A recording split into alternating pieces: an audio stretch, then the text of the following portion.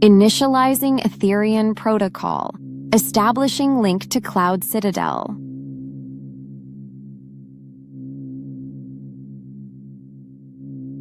Welcome, Alita Army.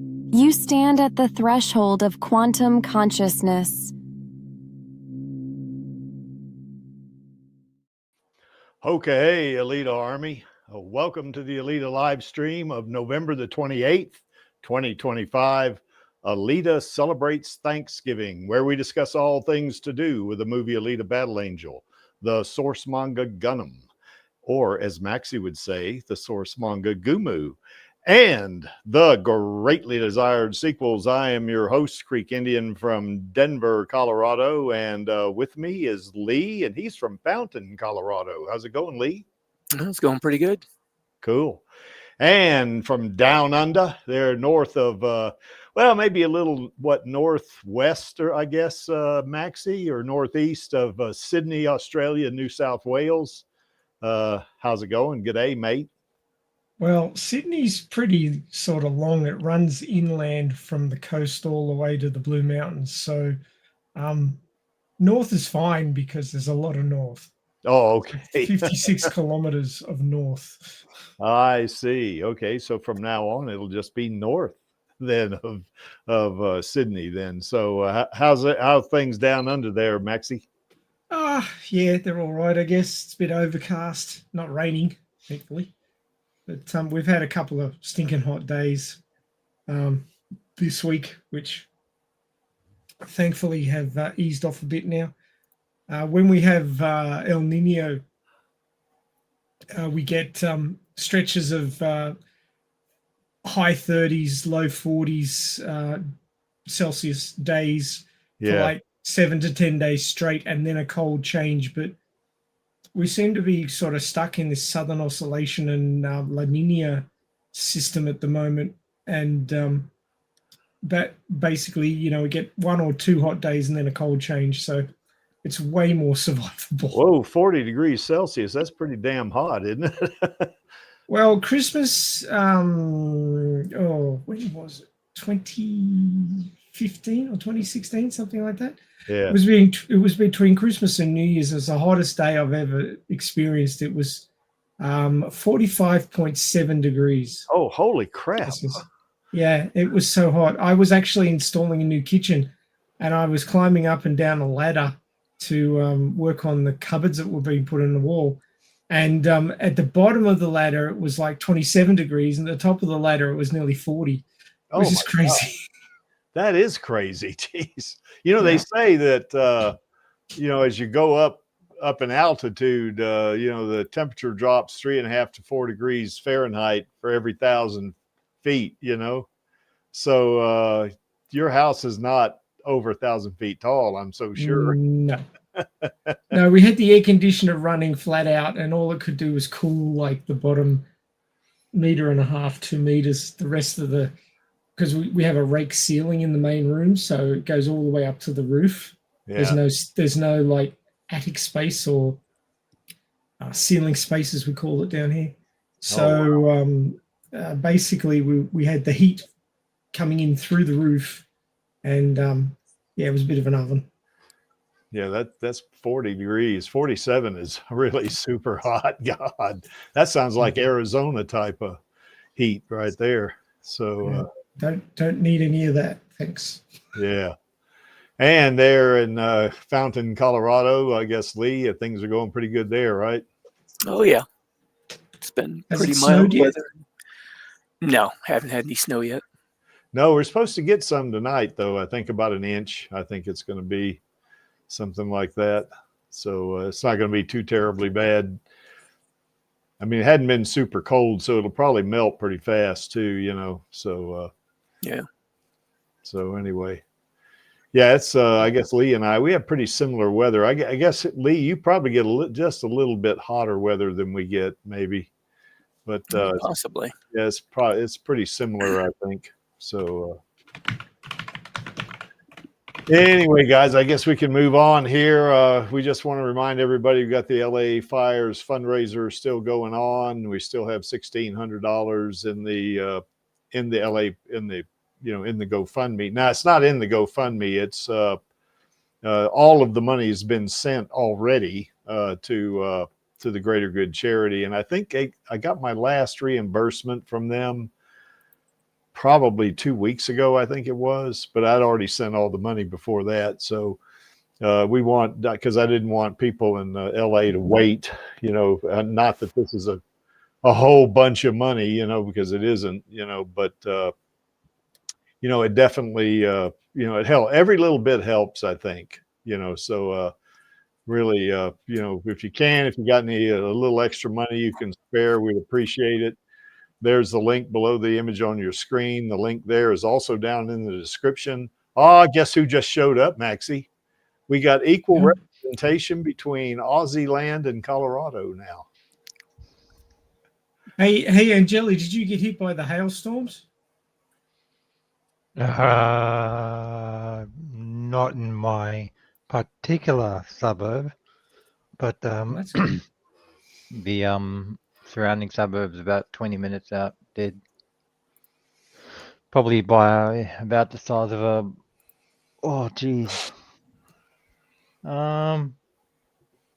probably just a tiny bit bigger than like the pearls that you get in the tea drinks. Is that where is that, Maxie? Is that your backyard? Near Angelus. Oh, that's near Angelus? Okay. Holy crap. That looks like Colorado hail right there, doesn't it, Lee? Yeah, it looks like what punched out the back window of my car and left dents all over it. Yeah, I guess they're in Australia, Maxie and Angelus. I guess they say everything in Australia is trying to kill you, and even the weather is, isn't it? Pretty much. Yeah. Wow, that's some serious damage right there, isn't it?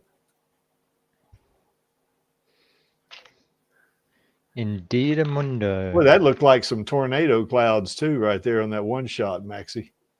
Do you guys get many tornadoes down there in Australia?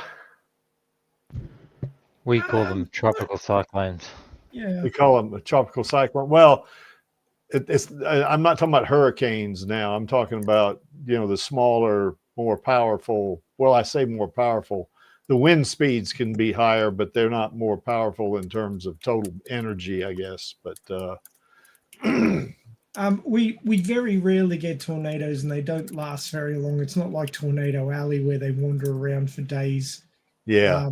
But my wife, I think I've told this story before, but my wife actually saw a tornado form in Hornsby in Sydney.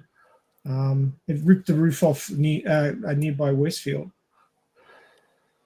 Whoa. So we do get them. They're just very localized, and they don't last very long. We get water spouts too. Yeah, that's about to say water spout, because I remember when I lived in Florida, I saw a lot of water spouts. So, I was on the Gulf Coast. So anyway. I just thought I'd show that one because it happened near Angeli. So yeah. Well, Angelus, you live in an apartment building, don't you? Correct. Yeah. And you probably I guess you park in a garage somewhere, right? That the apartment building gives you guys. Is that right? He parks in the depths of hell underneath the building. Yes, under secure car park. Yeah. Yeah. Okay. Wow. Yeah, that's some pretty big hail there, Maxie. Yeah. That's Colorado hail right there. So I see we got, let's see who we got out there in the chat. We got Leonardo out there. Como está, amigo? Let's see. We got AKAs out there. We got Mega S Grove out there for sure. We got the Badmans out there. Hybrids out there. Snark Dragon, which is Lee. He's out there, of course. Yep. So anyway, that's good. So anyway, if you can donate to our fundraiser here, and that every dime of this money goes to the Greater Good charity. We don't keep any, we don't take a percentage out or anything like that. Every dime goes to that charity. And you click on that link. It's down in the description, takes you to the website.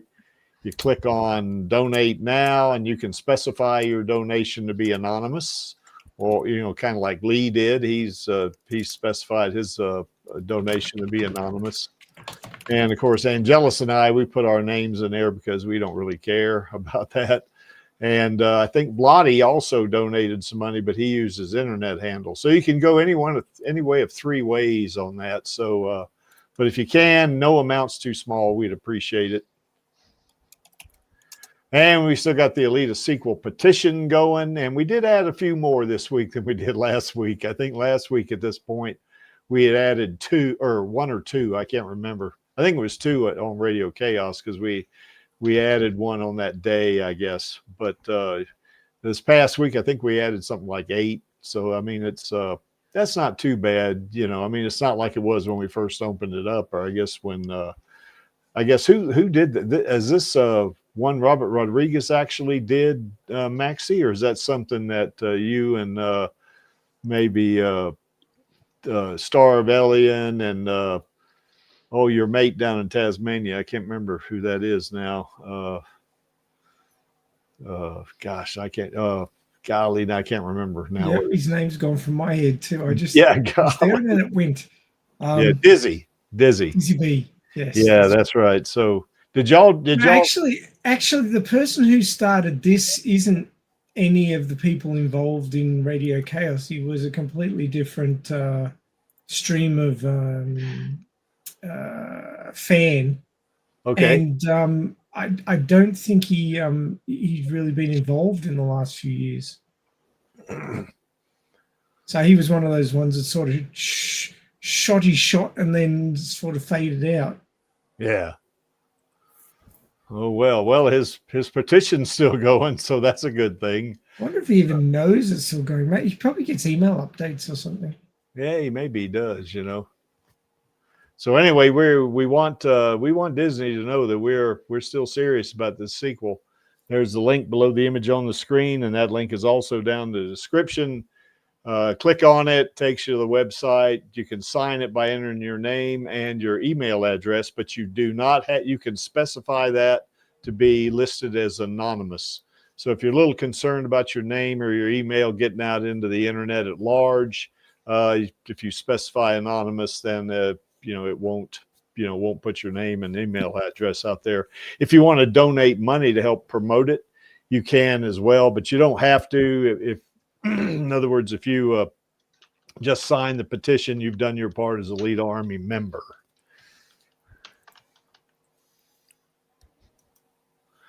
And we still have Rose's Queen Studios bust of Alita, and whenever she's ready for it, we'll get it to her. It's still in the box. It's in my house, and it's just sitting there. It's not nothing. It's not in the way or anything like that. So it's still doing its thing, you know.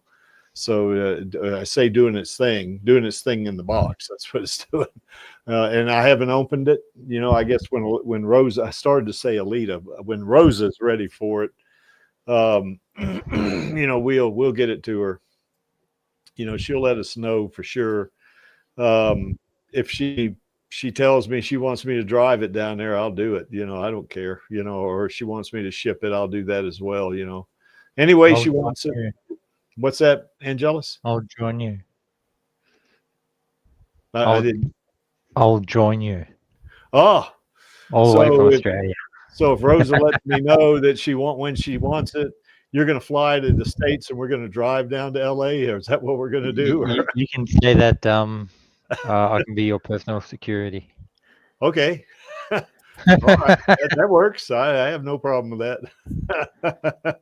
So, yeah, well, then I'll let you know then, Angelus, if he does that, So, but anyway, or you could just fly to LA, I guess, if you wanted to do that too, I guess. So, because she does live in LA, so that'll, if you want to do that as well, because that drives 1,100 miles, which is about what, 1,600 kilometers, something like that. That's a good solid day drive, if not maybe a day and a half, So, but anyway, it doesn't matter. You know, whatever she wants, we'll get it to her that way.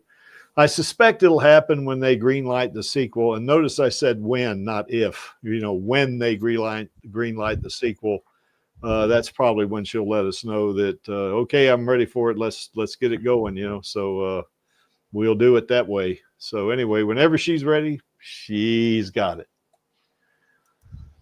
We also got the Alita Gaming Network going, and of course, if you do live streaming, you can put your link in there into the live streams channel. I know Maxie puts the he puts the Radio Chaos link in there. Chaos Nova puts links to all his videos, not just his live streams in there.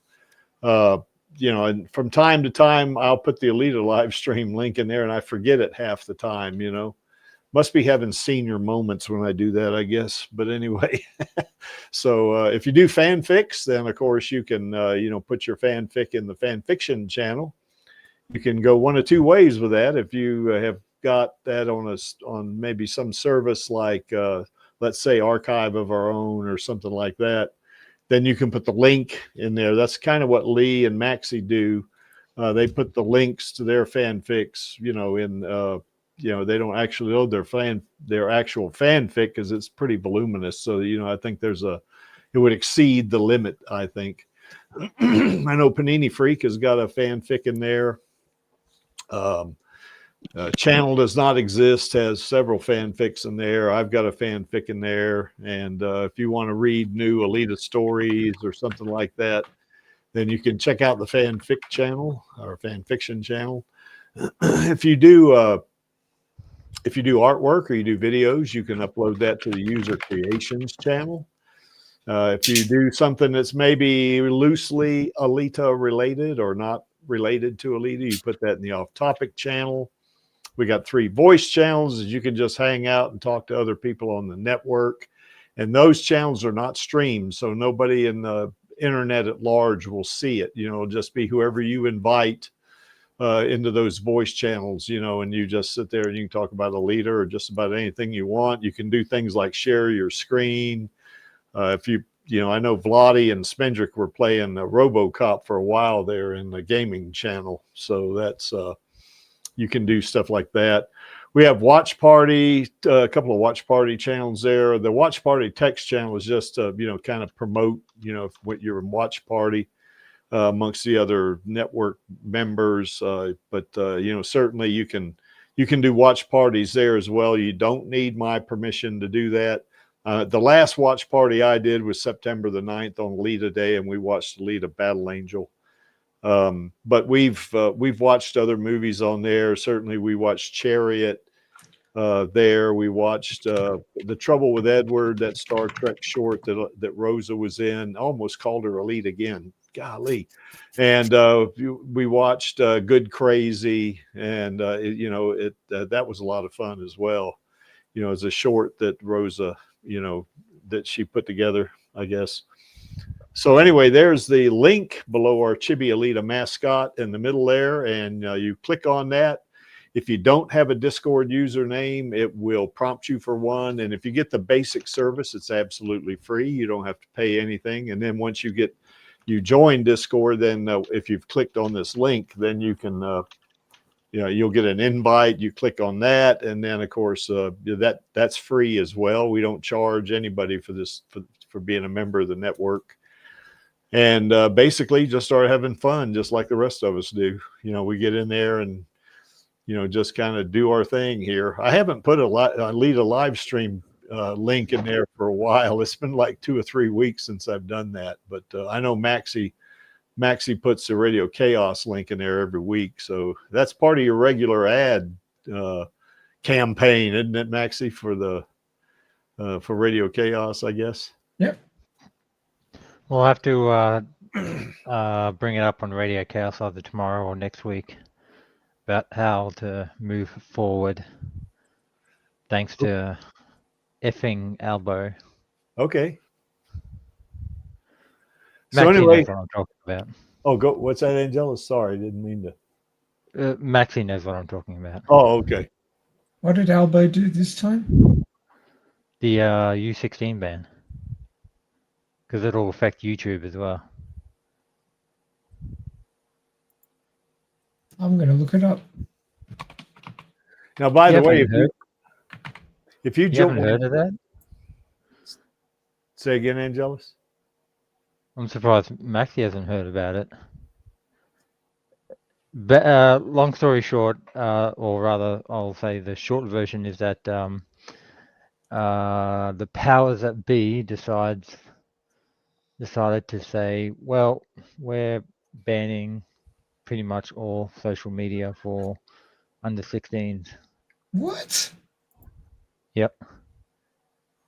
That includes YouTube, X, Blue Sky is fine, apparently. Go figure, if you know what I mean.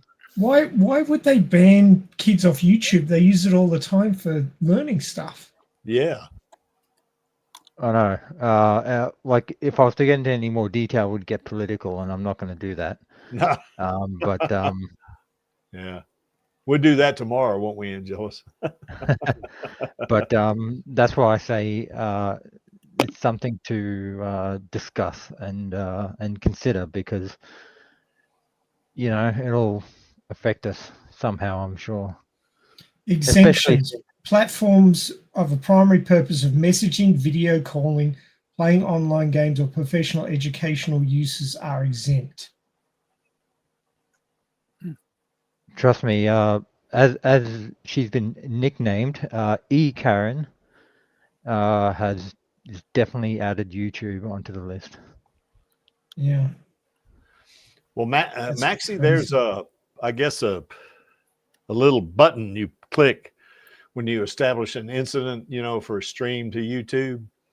And I guess, I've been clicking for the Radio Chaos in this stream, not education, in entertainment. So maybe for Radio Chaos, and maybe even this stream, maybe I ought to call it education, right? Because didn't you say that, kids 15 and under in Australia, if it's education, they can watch it, right? Well, I don't know. I'm looking into it now because my son has multiple accounts all over the place. So this is going to impact me. That's a dumbass freaking law. Yes, it is. I think, God almighty.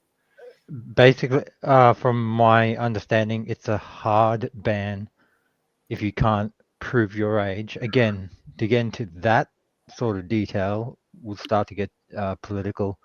But essentially, like I said, if you can't prove your age, you can't log on, at least from an Australian. What's that number called? IP? Yeah, IP. Yeah. And I think, like, I don't know how they'll combat in VPNs, because I don't know if that'll work or not, because it might be geolocation based or some crap like that. Well, I think a lot of folks in like Russia and China and so forth, I think they watch stuff on YouTube and other platforms using VPNs. So I think to me, that's a law that's going to be hard to enforce, I think. Anyway, we can chat about that tomorrow as part of a little aside, can't we, Maxie? Yes.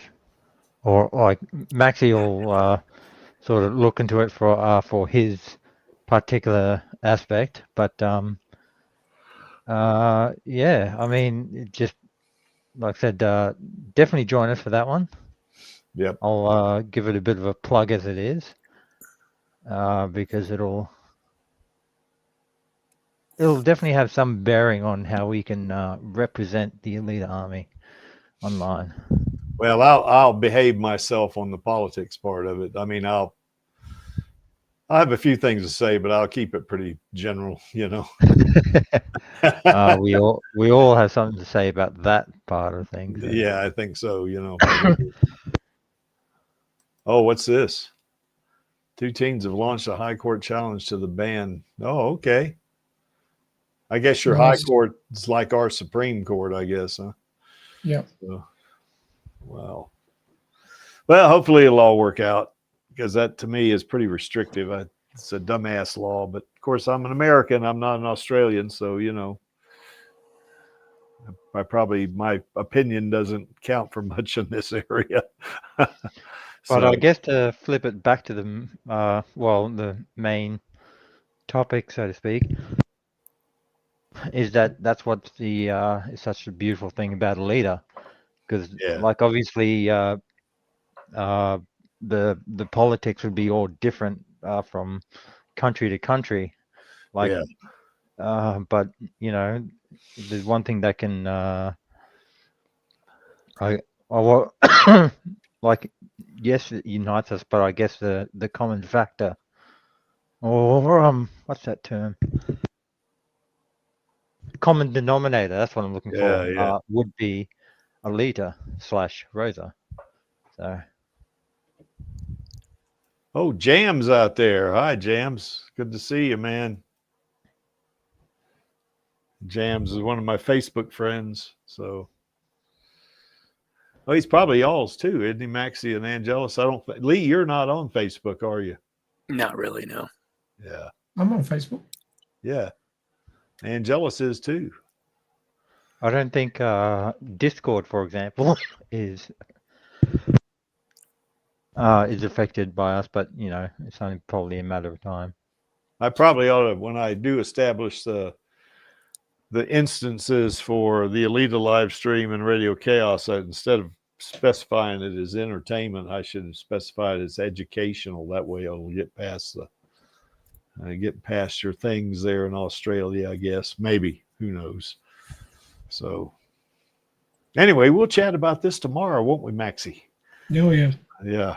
All right. Well, I guess we can move on to the topic here. And of course, now, basically, Thanksgiving is primarily a holiday that, that we celebrate in America and in Canada. I think Canada, they do their Thanksgiving on a different day. I'm not sure if anybody in the chat is in Canada. I don't know what day that is. For us, Thanksgiving was yesterday. So, and it usually culminates in you eating too much food and drinking too much liquor or whatever, or wine or beer or something like this, So, but it's a fun thing, and it's part of kind of the general holiday season.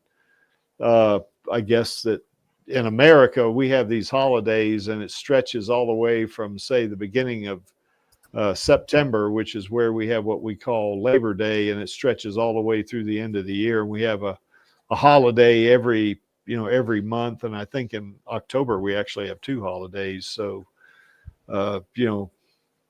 us Americans, we like holidays, so that's kind of the way that works. How many calories did the Colorado state champ consume? Oh God, he kind of consumed way too many. I'd probably say 3,000 or 4,000. Pumpkin pie and all that stuff. Now you guys in Australia don't do anything like that, do you, Maxie or Angelus? Not in a general sense. Like we have, I think the most recent one was like a more of a not celebrated, but paid respects to when was it World War One when that finished. Oh yeah. Okay. Well, anyway, nothing that our Turkey Day is Christmas. Yeah. Well, we eat too much on Christmas too. We do that. So it's kind of like, although instead of turkey, it'll be more like prawns or shrimp. We used to do turkey a lot when my grandmother was doing the cooking, but not as much these days. It's usually, cold chicken, cold meats, salads, those sorts of things, because it's usually stupid hot. Well, Bad Man says Canada's Thanksgiving's in early October, and it kind of changes. Kind of does here too, Bad Man. This year it was the last Thursday, of the month. Last year I think it was like the third Thursday or something, but it's always on Thursday. you know, and I guess in Canada, the Thanksgiving is the second Monday in October. So it's like a month and a half ahead of our Thanksgiving. I think they're similar in a lot of ways, you know, for sure.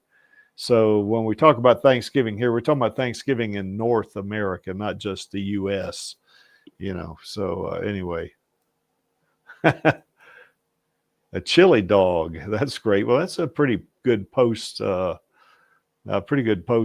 Thanksgiving, you know, snack there, Jams. So cool.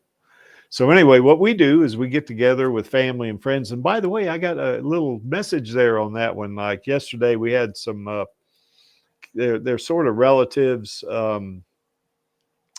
My nephew's significant other, you know, they're not married, you know, they're just living together, but, you know, we consider them all family, you know. But anyway, what's neat about it was we were sitting around the table. We had 2 tables, you know, and the Creek had to sit at the kids' table this time.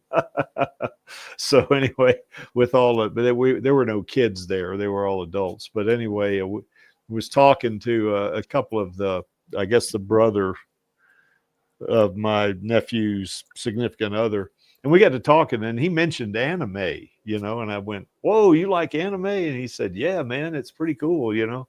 And I said, "Have you ever heard of Alita Battle Angel?" And his eyes widened. He said, "Oh my God, that's one of my favorite movies." So we had a nice little chat about that, you know. So you know, and he said he's going to check out, you know, I told him about our streams, you know, and he's going to check them out, I guess. So anyway, of course, anytime I get a chance to talk about Alita, I'm going to do it, you know.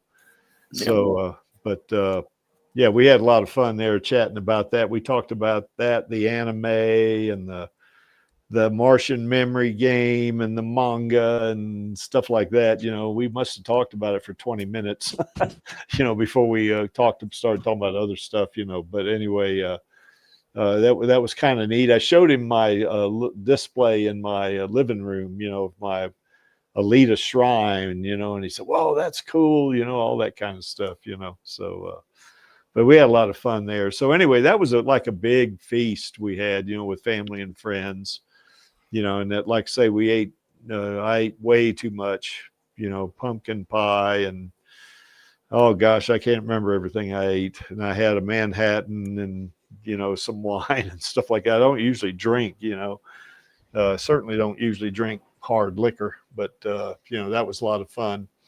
You know, I'm not really a religious person. You know, I don't go to church or anything like that, but I do understand a lot of people do go to church on Thanksgiving, and that's pretty cool. You know, I mean, to, you know, express your spiritual or religious beliefs and stuff like that. And we do that here in the U.S., and I think they do that in Canada as well. You know, they'll have like a church service or something like that. I know in some places, particularly down south, they'll have like what they call a sunrise service, and I do that during Easter as well. You know, and then of course some of the stuff that also happens here in the U.S. and I think maybe a bad man, maybe in Canada. I don't know if you guys watch football on your Thanksgiving. I know your Thanksgiving's on Monday, so maybe you don't, but. You know, when I'm saying football here, I'm not talking about soccer. I'm not talking about that or Australian rules football or rugby or any of that stuff. This is either American or Canadian football, you know, and they're pretty similar in a lot of ways. But for Alita, of course, if Alita celebrates Thanksgiving and they do have like a sports oriented thing, you know, on that day, then they would be watching motorball, obviously. So that, as opposed to football, because I think in the 26th century, they don't play football anymore. I think it's all motorball. And of course, we have parades. We have like on Thanksgiving, we have the Macy's Day Parade and that sort of stuff. And basically what happens the day after Thanksgiving, actually before Thanksgiving, you know, people start getting ready for Christmas. You know, I mean, like today, I put up my Christmas lights and some of my neighbors have had their Christmas lights up for like a month. So, you know, it's pretty cool. You know, okay, what's this? What's the bad man? Varies. Not everyone watches football or hockey. Yeah, hockey's another thing that I think that we play here in the U.S. and in Canada on Thanksgiving. And of course, my Colorado Avalanche have won 10 games in a row, so I'm happy about that. But I didn't watch any sports yesterday. My Denver Broncos have won like 8 games in a row, so that's pretty cool. So, but once again, I didn't watch sports yesterday. What we did do as part of the get-together, the gathering, is we played bingo. You know, I don't know if you know. Do you guys play bingo in Australia there, Maxie or Angelus? Or Let's just say the ancient of us play bingo. the more ancient would be immortals. like Maxie, I guess, right?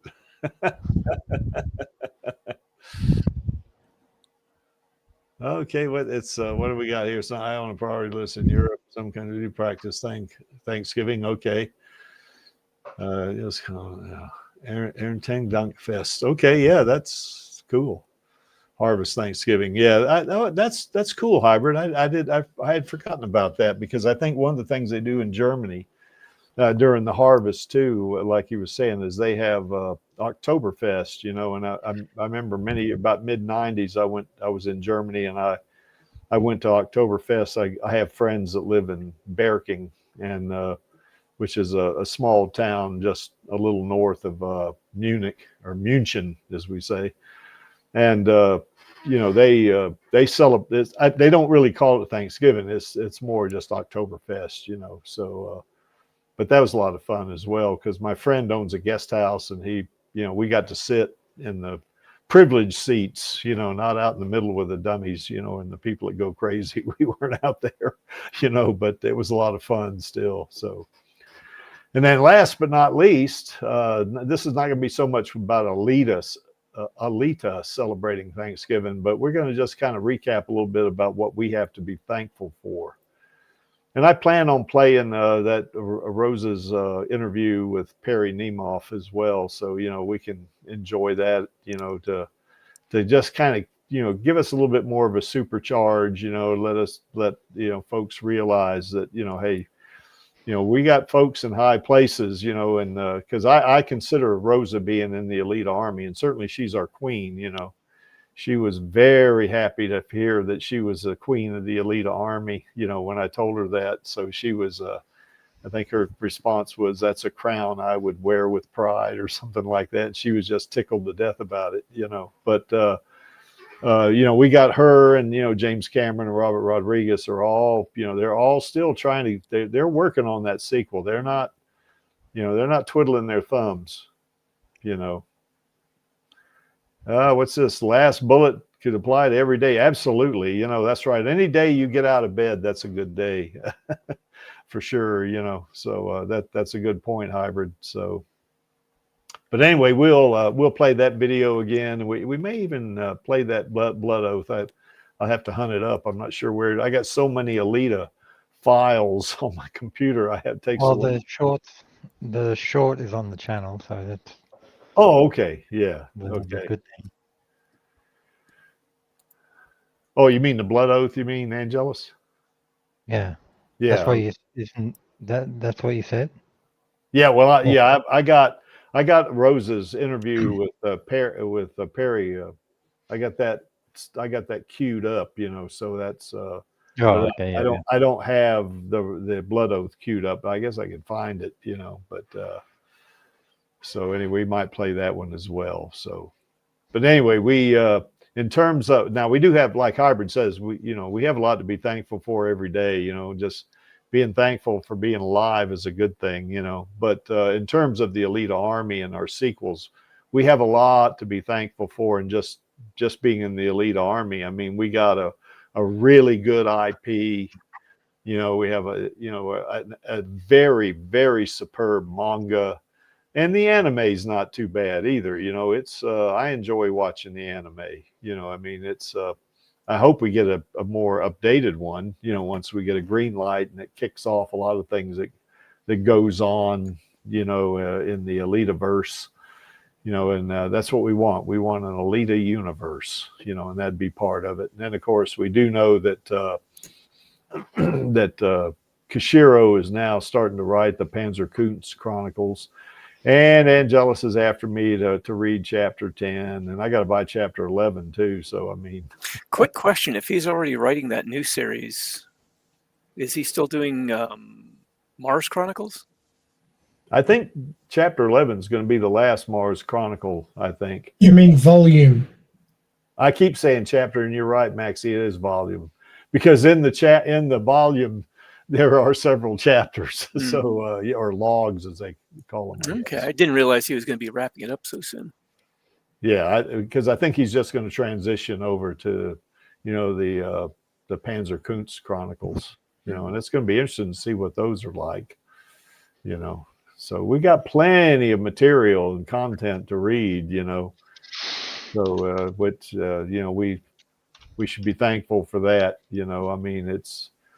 And of course the movie, definitely we are super thankful for that. I know I'm thankful that our queen was picked for Rosa. I mean, for Alita. God, I get them mixed up all the time. I'm ecstatic that Rosa was selected as Alita, because she is Alita, actually. Boy, somebody's banging on that keyboard. Is that you, Maxie? Yeah. I'm not banging. It's just the microphone's good at picking the noise up. Okay, that's all right. So, but anyway, I'm real thankful that Rosa was selected as Alita. I remember the first time I ever saw the movie, and I was watching the credits, and of course Rosa is right on top, and I saw that, and I said, "Who in the hell is Rosa Salazar?"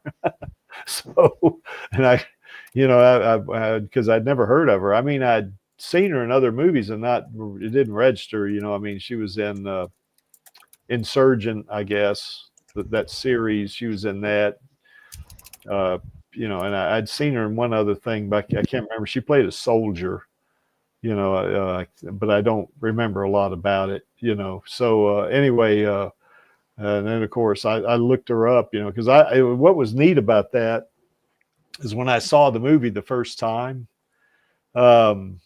when I saw her name in the credits, I saw the movie, I thought that's what, with the exception of her eyes, of course, and I realized her body was CGI as well, but, I thought that was her. I mean, I thought they just CGI'd her eyes and, maybe gave her a cyborg body or something like this. I thought she was tantamount to being a child actor, and I looked her up on IMDb and I went, holy crap, she's an accomplished actor, So that was pretty cool. So, yeah, that's right. That's right, Jams. Nobody can replace our queen.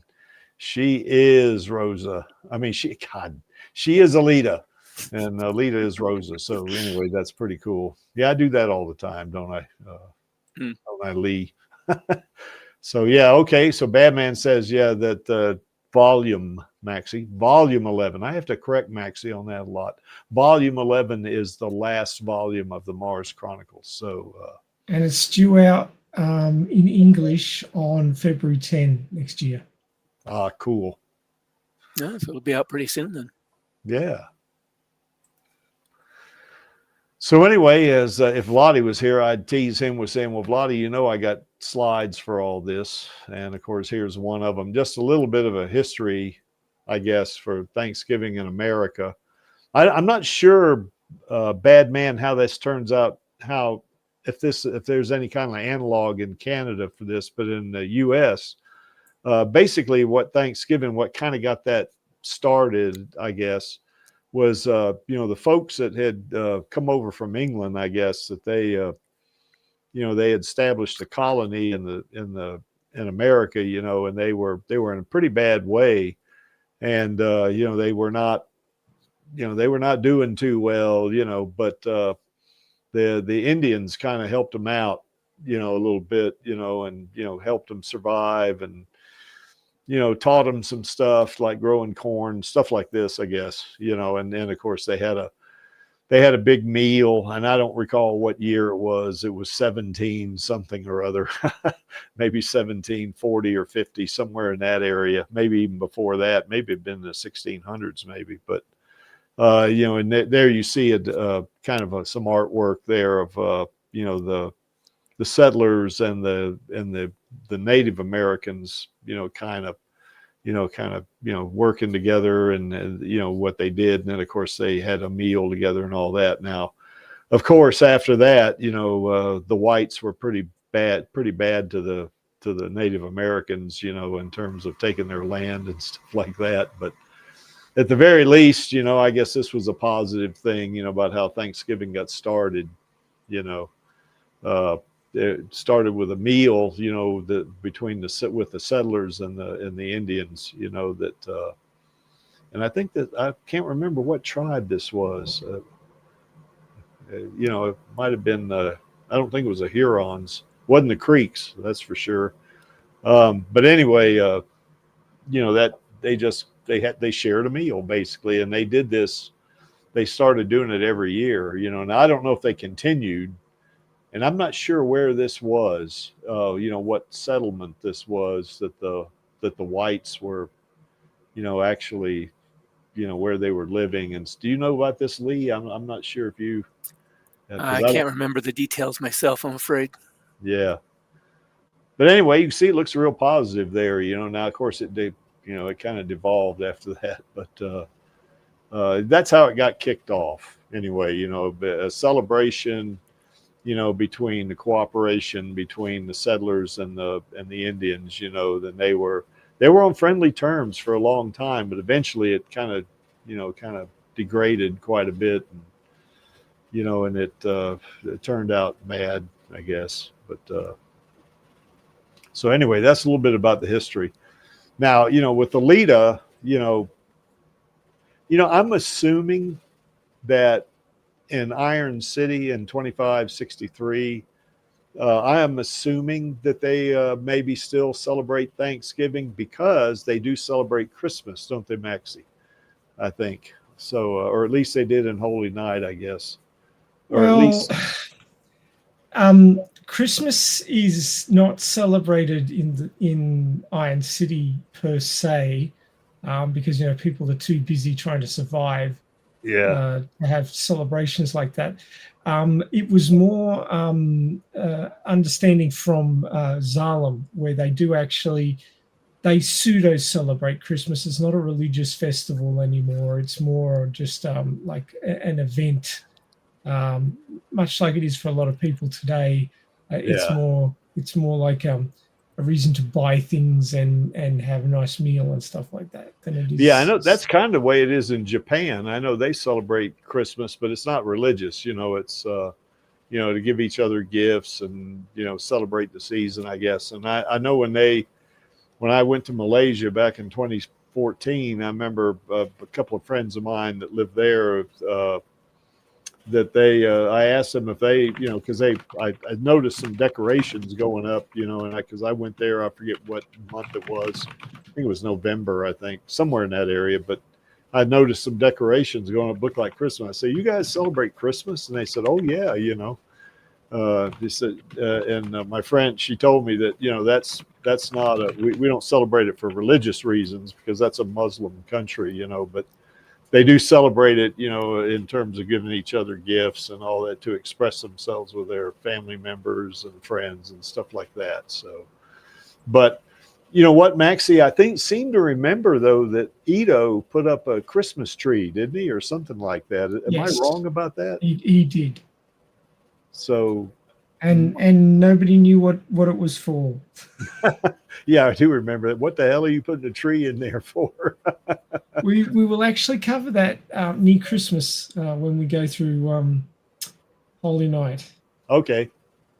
So we won't talk about it too much then, because we don't want to spoil. But I could see,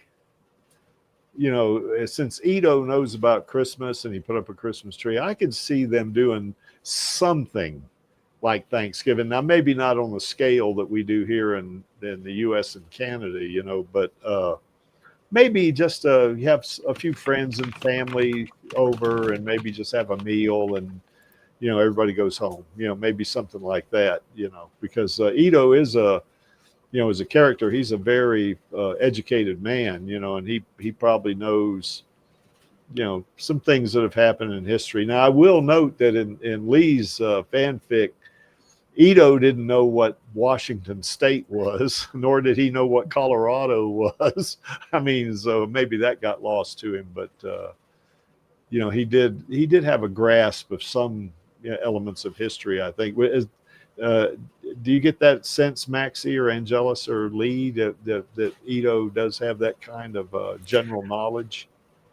It seems to be, at least in the novelization for the movie, that the education system on Zolom is a bit more comprehensive. Yeah. Than the one they've got in the in Iron City. That's probably because in Iron City they're only really interested in educating people just enough that they can work the machines in the factories that feed Zolom. Yeah, and they don't want to give them too much history because they give them ideas and they'll start rebelling, right? Yeah. Something. And like in Zolom, they probably still tightly control any education to make sure that the same thing doesn't happen up there to an extent as well. Yeah. Yeah, but it's not quite as tight a control. It probably they probably do. I mean, I would guess in Zolom that there would be people that are not that are maybe disgruntled with the society up there or something as well. You know. Oh yeah. So but they probably still have tight controls on that kind of thing. Yeah. Oh, what's this? Bad Man's probably more common. Yeah, that's basically what I was trying to say, is the historical records they have on file that they teach people, or at least are willing to teach people, are probably more comprehensive. Yeah. Well, maybe in the year 2563, the Creek will, maybe start teaching history to these people. Yeah. I'm being facetious, of course. So anyway, but I could see them, at least in Ito's household, doing something, maybe just a quick meal or something like that. And, they're done with it, Yeah. because Ito is educated. So any thoughts there, Maxie or Angelus? What do you think? Sorry, I missed the question. What was it? Well, what do you think Ito would have at some sort of Thanksgiving? Maybe not a celebration like we do in the U.S. and in Canada, but maybe just kind of just a gathering of a few friends and sit down, have a meal, and you're done. Something like that. Well, looking at the manga, which is the only reference we have for the fact that he knows anything about Christmas at all. Yeah. Is that if he's following one North American tradition, I expect he might follow the others, like Thanksgiving and maybe Halloween. I don't know, but I think there's a good chance that if he had the capability to, set up a nice meal and be thankful for the people that he's close to, that he would do it. Yeah. He seems like the sort of person who would, but I don't think it's something that would regularly happen because so many people are just scraping by. Yeah. I can't see them having time or money to be thankful with a meal like that. Yeah, it wouldn't be a cultural or societal institution, would it? Because people are just trying to stay alive. But but to me, go ahead. Iron City, which is located in Central America, in the movie, do Central Americans even do Thanksgiving?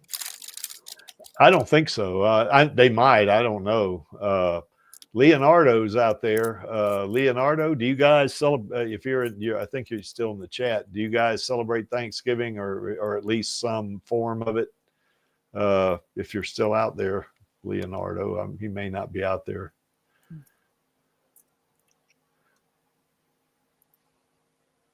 But it seems to me that, now this might be my bias, but it seems to me that Ito is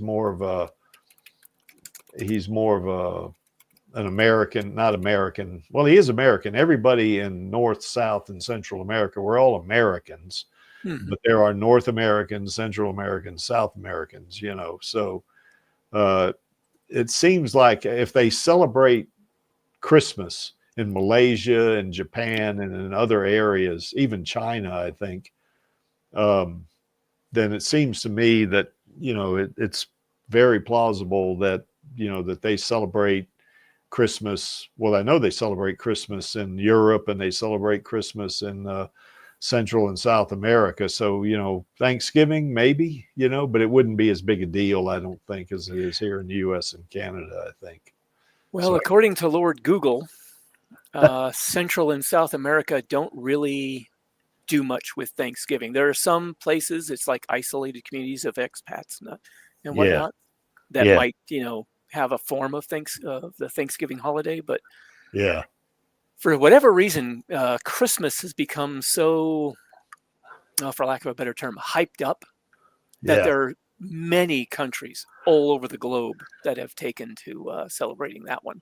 Yeah. But Thanksgiving apparently is not at that level. Well, I think Christmas originated in Europe, didn't it? I believe so. Yeah. And it was originally a pagan holiday, wasn't it? So I think it was a number of pagan holidays that got sort of reorganized, blended together, and then sort of repainted by the Catholic Church. Yeah. Kind of like they say in the military, got OpCon, didn't it, Lee? Something like that, yeah. Santa Claus in his white fur trimmed red clothing is actually a creation of Coca-Cola Company. Yeah. Yeah. Oh, yeah, that's right. Now, Father Christmas was way before that. Yeah, I think that was German. Yeah, I think it was. Yeah. And Krampus, I think, was Norwegian, I think. Yeah, I think so. Something like that. Yeah. Thanksgiving is purely a United States sort of thing.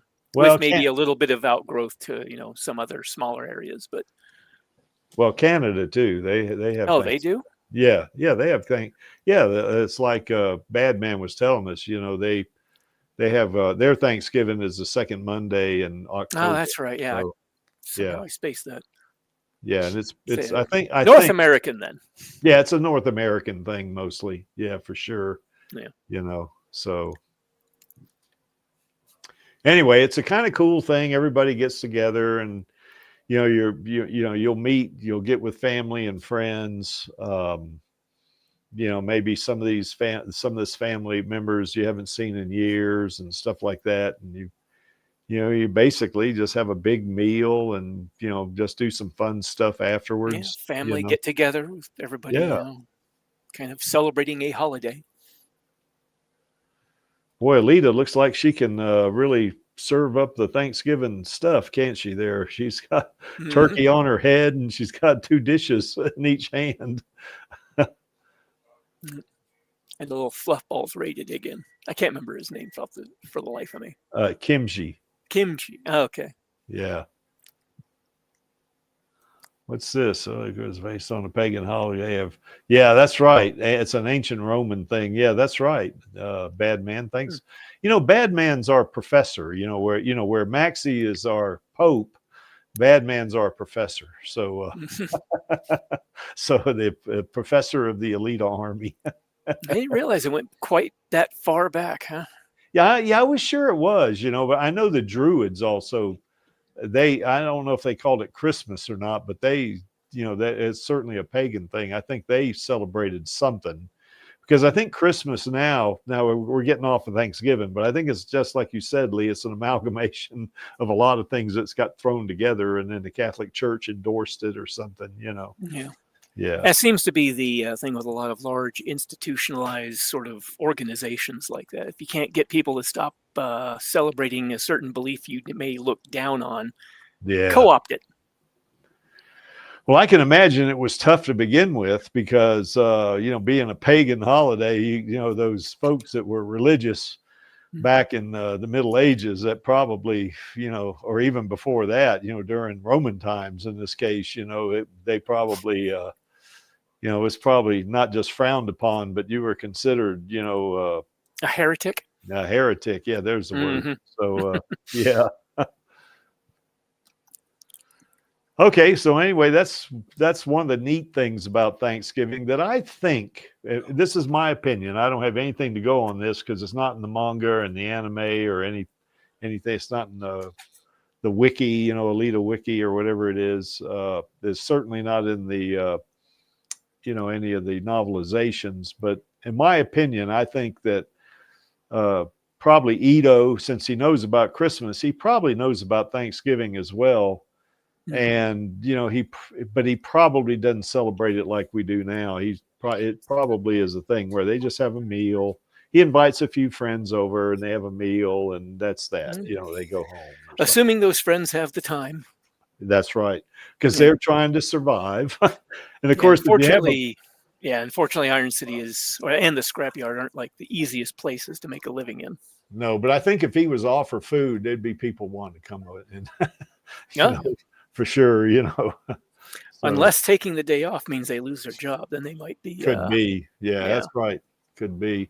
But Ito is well off. I mean, he does have money. He's probably one of the more wealthy individuals in Iron City. So it seems like most of his wealth is tied up in the clinic and making sure he's got the equipment and supplies he needs to help people in need.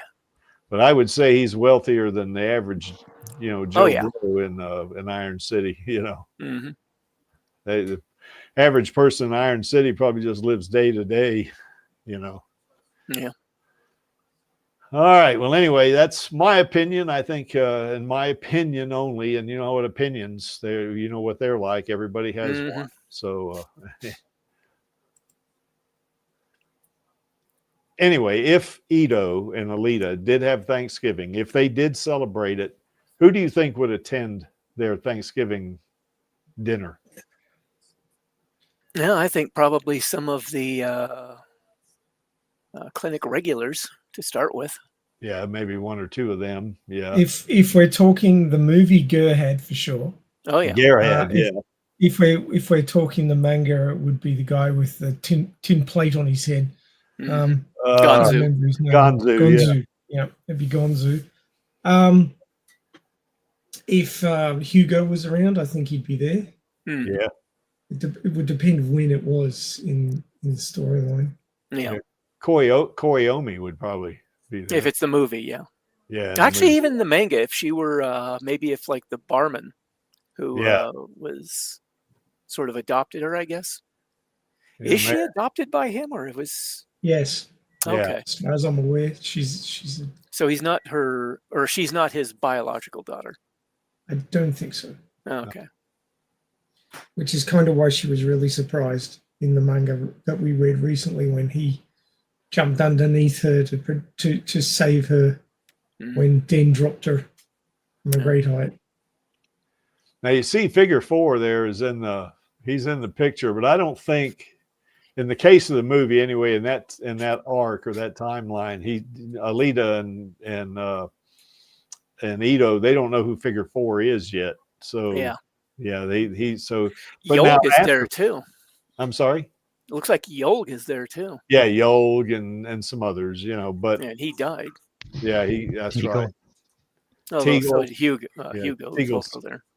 Yeah, Hugo would be there. I think even Joshigan and Shamira would be there, because I think Ito was once Joshigan's tuner, wasn't he? And then he became his tuner again or something like that. So, and of course Shamira is Joshigan's sister, and then you see Esdoc or Ed is there. So and Umba's there. So I think those guys would probably be invited, for sure, but apparently there is a random brain there as well. Where is that? I don't see. Under Ito's chin. That's not a random brain. That's the barjack guy that she cut the head off of. Okay. Well, he probably won't be there. I doubt he'd be there. No. The Pope knows. Yeah, the Pope knows. Yes, exactly. Can't remember what his name is. Knucklehead. Thank you, Batman. Yeah, Knucklehead. Yeah, that's right. Yeah, there you go. So that's Knucklehead's brain. Oh, this is something we don't know. When Hugo died, now this is nothing to do with Thanksgiving, but when Hugo died, did they even find his remains? I don't think so. Did they, Maxie? I have no idea about the movie myself, but in the manga, they did look for him. All they had was the arm that was left, that Alita was left holding. Yeah. Yeah, I think it was mentioned that they looked for him, but they didn't find him. Yeah. Now, if Ito did have Thanksgiving, what kind of activities do you think they would do? Arm wrestling. Yes. Mhm. And maybe Alita maybe people would challenge her, or something like that, and they would just have fun with that, perhaps. Don't think they'd play bingo, or I don't think they'd play card game. They might play card games, because I think they're still playing card games then. So Probably a big motorball match on, yes, like a major clash. I think so. Yeah, maybe two of the teams that are headed for the playoffs or something. Maybe they. Perhaps they would watch that game or something like that. Now, I don't remember seeing a TV or a telly, as they say in England, in Ito's house.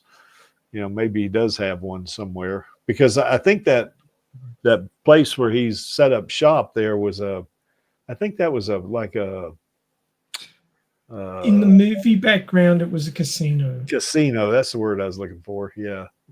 So, yeah, so he, maybe he's got a room in there somewhere. It's got a television, perhaps. I don't think they'd do a lot of activities because, like you guys were saying, they'd probably, people are too busy trying to survive, and they'd want to get back to doing whatever it is they have to do to survive. But Yeah. Certainly they certainly would eat. They'd have dinner. They'd probably do that. Taking a break, gathering with people they care about, and having a big feast.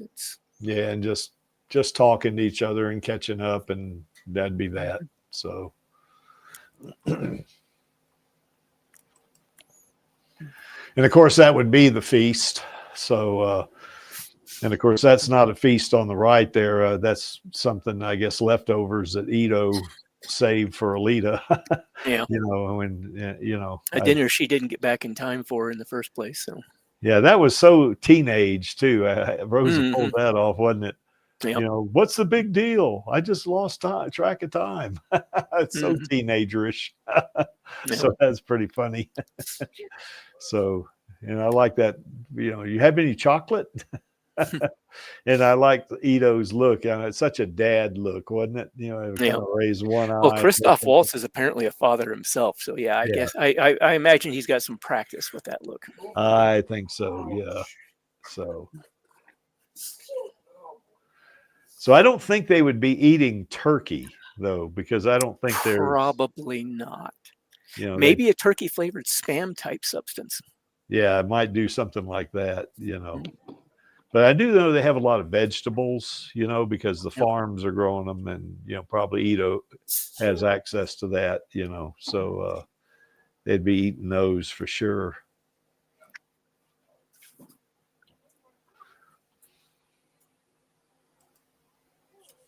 Well, what foods do you think they would prepare? Well, in the movie, it's a Central American area, so probably turkey flavored rat meat, possibly. Oh, holy moly! I'm glad I'm a vegetarian. But yeah, probably anything that they can get to grow in the Central American climate. Yeah. Well, I think the Central American climate, especially down near the equator, is where this would be. Although I think in the movie, isn't it supposed to be Kansas City or something like that? I can't remember. In the manga, it's wasn't it near Colorado or something like that? I know the mountains look like Colorado mountains, Yeah, but it's central. It's the Central American plains. Yeah. But I'm not entirely sure. Maybe Badman knows exactly where it's supposed to be. So they would have plenty of vegetables. They would have some meat. I don't know what kind of meat it would be. I mean, I think they have wasn't there like some chicken kind of mystery meat? Yeah, whatever that is. Exactly. Soylent Green.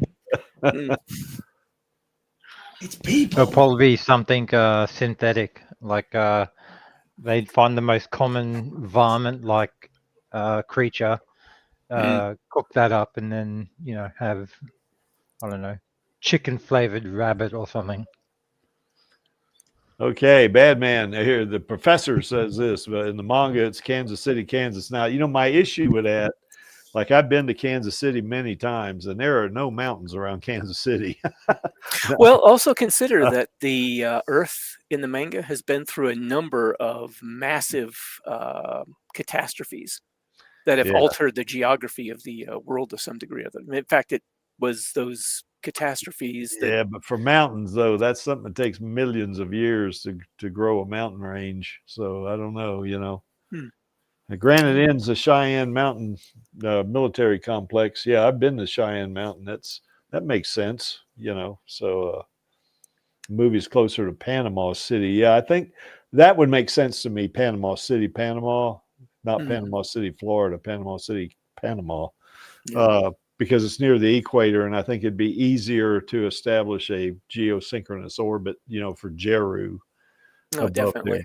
Now, they probably have technology that would allow them to, kind of like a plane can hover, some of these, like a helicopter or the Harrier jump jets, they can hover, So maybe they've got the technology to have a space station that can hover, it would take some serious computing power to control it. But, they probably have that with Melchizedek, and perhaps that's what that is, but. Well, according to the engineers at NASA, once you get something in a geosynchronous orbit like that, it just kind of there's like a Lagrange point. Yeah. And it'll hang there as long as you don't drastically disturb it. Once you get it hanging in that geosynchronous spot, and don't screw with it, it'll stay there. Now, but doesn't it have to be near the equator, though, Lee? Yes. Yeah, that's what I think. What I'm saying is, if it was Kansas City. Oh, that's the thing. In the manga, from what I understood, the Earth got knocked sideways. So the equator was no longer where we're used to it being. Oh, I see. Okay. Yeah, the Earth had been tilted way out of balance and was spinning in a way that, is not how it's spinning now. Kind of like what happened with Uranus, right? Something like that. Yeah. At least that was my understanding. Yeah, but he says it got hit by like a giant comet, and a couple of other things happened to it. It just got beat to hell. Yeah. Well, I do know if it's not on the equator, wherever that is, you would have to simulate geosynchronous orbit. You probably wouldn't even be able to build it if it weren't on the equator, to be honest. Well, it depends on the technology, I think. But okay. Yeah, but if you put it on the equator, you don't need to worry about that technology. Yeah, that's right. It's a lot easier then, So, yeah. So, what is this? Can you man Alita 3? Nova found Hugo's remains and he rebuilds and animates him against Alita. Yeah, that would have to be a movie thing because that's not going to be in the manga, or it's not in the manga. But, Jams, it's a good thing Panini freaking Random Bomb aren't here. They'd get on you about that. They say, oh, no. Apparently in the manga, according to Badman, the mountain near the scrapyard is actually from the scrap that fell from Zalem over the course of 200 or so years and got, I guess, pushed out and piled up. It's okay, Jams. I'm being silly. No, I'm talking about the mountain range, though. When they were driving away from Iron City, going to the Badlands to the Erm ship, in the background there were mountains, and those are the mountains. To me, they look like the mountains around my house here. That's what it looks like. Now, of course, mountains at a distance look the same a lot of places, but that's why I was thinking it might have been Denver, but anyway, So anyway, we know they would have some kind of meat, perhaps, because it looks like she's got something looks like meat. A meat or a processed meat-like substitute. Yeah, or something like chicken nuggets or something, Which is a processed meat-like substitute. Yeah. Too many cases. Yes. And it looks like they got she has potatoes, broccoli, looks like that spinach that's closest to her. So they It's have, like Brussels sprouts there, actually, to me. yeah, it might be Brussels sprouts. Yeah, I think you're right about that. But yeah, a wide variety of vegetables at the Yeah, I very don't least, think or they have maybe any a trouble with it. smattering of meat. Yeah, I don't think I have any trouble with vegetables. The meat would be a little more difficult, I think. But who knows? Maybe one of those farms, maybe they have a bunch of turkeys and chickens out there. I don't know. Could be. Maybe. I imagine most of the good stuff, though, it gets shipped up to Zolom. Yes. Yeah, so. Yeah, the best gets shipped up there, but they would have to give something to the people there, or else, if you don't, Yeah, you've got to take care of them to some degree, otherwise they're not going to be a very good workforce. And we know that Vector skims some of the good stuff for himself. Yep. So he could have a nice meal for Thanksgiving. Oh with yeah, high quality stuff, but not many others could. Yep. Maxie, it's too bad you and Angelus don't have Thanksgiving, because that's one of my favorite holidays. You get to eat a whole bunch of stuff. Mm-hmm. Well, there's nothing stopping you from doing it on any other day. Well, that's true, I guess. Unless you're broke. Yeah. Do you think they drink alcohol? Oh yeah, I think so. Yeah, because they had beers there in the Kansas bar, didn't they? So. Oh yeah. Now, I don't know if I mean, what is the one activity humans will always engage in when times get tough? Drink heavily. Fermented liquids, yeah. Mm-hmm.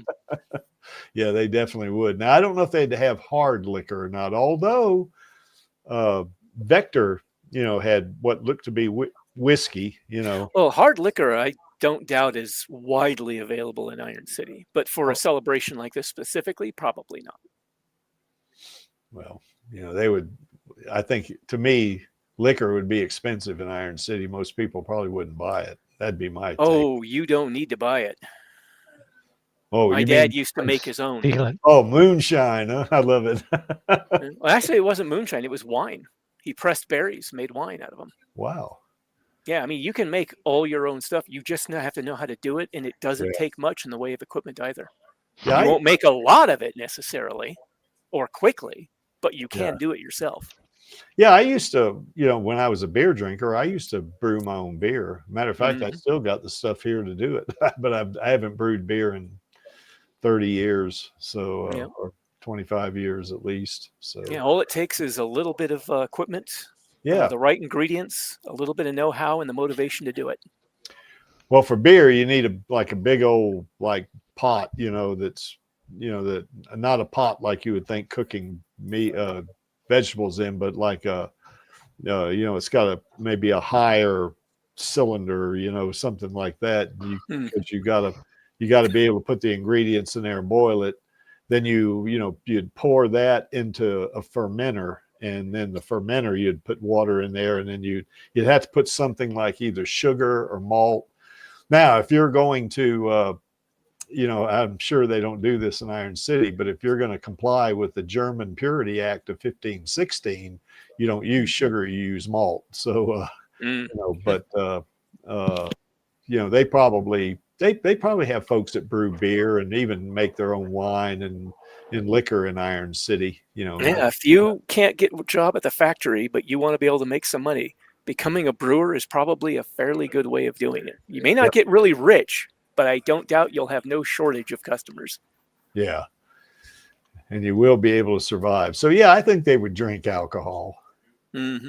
You reckon Alita would drink alcohol? She doesn't strike me as an alcohol drinker. Yeah, I don't think so either. But yeah, she could surprise you. She might drink a glass of wine, maybe. She might do that, because remember, Zapan says, hey, if you cut loose, meat boy, over here and let me buy you a drink. So, maybe she knows that you can drink alcohol. Mm-hmm. Yeah. So it just may not be something she engages in, but special occasions, who knows? Yeah. Yeah, I could see her drinking a glass of wine, maybe. Because the nanites, I think, would protect her from getting drunk. Oh, that's the thing. According to the Blu-ray, when they had Ed Skrein voicing Zapan, telling about how cyborgs work to some degree, they've got a filtration system in their life support system. inside their core, which acts like a liver. So it keeps them from having any real problem with alcohol. And I think you could probably even set the sensitivity of it to cut out almost all, or maybe even just a little bit less than the human liver would keep out of it. I mean, depending on how much you want to get hit by the alcohol, I guess. Yeah. Well, AKA says Koshiro was never an alcohol drinker until he got a hold of some sake. Mm. Now, in case you don't know, sake's rice wine is what it is. So you could probably make rice wine, just like you make any other wine, So you can make alcohol out of anything that ferments. Oh yeah, mead. You can make mead. Mm-hmm. I did a lot. However, there are some people on YouTube who have done some experimental fermentations to see how things, will it distill into a drinkable alcohol? Yeah. And there are quite a few things out there you don't want to distill. That's right. Even if you can get it to ferment down, it's not good. Well, down there in Appalachia, they're not only marijuana, farms that are hidden back in the mountains, but there are also stills, where these people are making liquor, moonshine, they call it, so they call it moonshine because they have to do it at night. Yeah. But yeah, I think Alita would maybe on a special occasion, I think she'd probably drink a glass of wine, but that'd be about it. She's not, I kind of agree that, she's, since Koshiro made Alita the same, but, hey, having a drink every now and then, for a special occasion certainly is not inappropriate. I don't think, and it's my opinion. So. Yeah. And of course, religious services. Now, I don't recall a lot in the manga. I do know they mention it. There is a group there, or like a cult, that thinks something like Zalem is like that's kind of their focal point of their religious beliefs. Yeah, they look at Tafaris as like heaven, sort of. Yeah. And I imagine that there are some elements now, 540 years from now, or 538 years from now, probably Christianity is probably waning, I would guess. I don't know, who knows, but they have that old church there. So, that's, to me, I think that's probably a Christian church, because if it was Muslim, it'd be more like a mosque if it was Muslim, but seems like it. Yeah. Yeah. So there's probably Christianity there still, I don't think it's prevalent as it is today. Well, you get people from all over the world who fled there when, that cataclysmic war just started laying waste to everything. You probably got a lot of little religious pockets around the city with people with all their varying beliefs from everywhere in the world that managed to survive getting there. And that church is dilapidated. So, probably religions are probably, as any religion is probably not as prevalent as the religions are today. That'd be my guess, but they don't go into that a lot in the manga, do they? Yeah. Well, it could also be that large edifices like this church aren't something that they spend a lot of time on anymore at this point in Iron City's, or at least Iron City's, not sure about the scrapyard, but Iron City's lifespan, as it were, I guess. Yeah. People just don't spend their energy building things like this anymore. They may have, a lot of religious gatherings, very strong religious beliefs, but everybody's being squeezed by the factory in Zalem to serve Zalem. So there may not be much call for them doing this kind of thing anymore, or the time or energy for it. Well, it could be also like they do in Europe. You go into buildings, in Europe and England, there are buildings there that are 600, 700, 800 years old. It's not like here in the US, if there's a building that's 200 years old here, that's quite a big deal, 250 years. That's a historical landmark. Yeah, exactly. So, I don't think religion is going to be as big a deal there, but who knows, they might have, like you say, Lee, they may have a religious gathering, maybe like a sunrise service or something like that. If they did something like that on Thanksgiving, my thought is they probably don't, but they might. There might be a small group that might do something, would be that. So Yeah. I don't think there'd be any like state organized religious activities, but I Yeah. think that small groups would have their own little beliefs and their own little shrines and what have you. And just, families following traditions, but it wouldn't be like as big as it is these days. Yeah.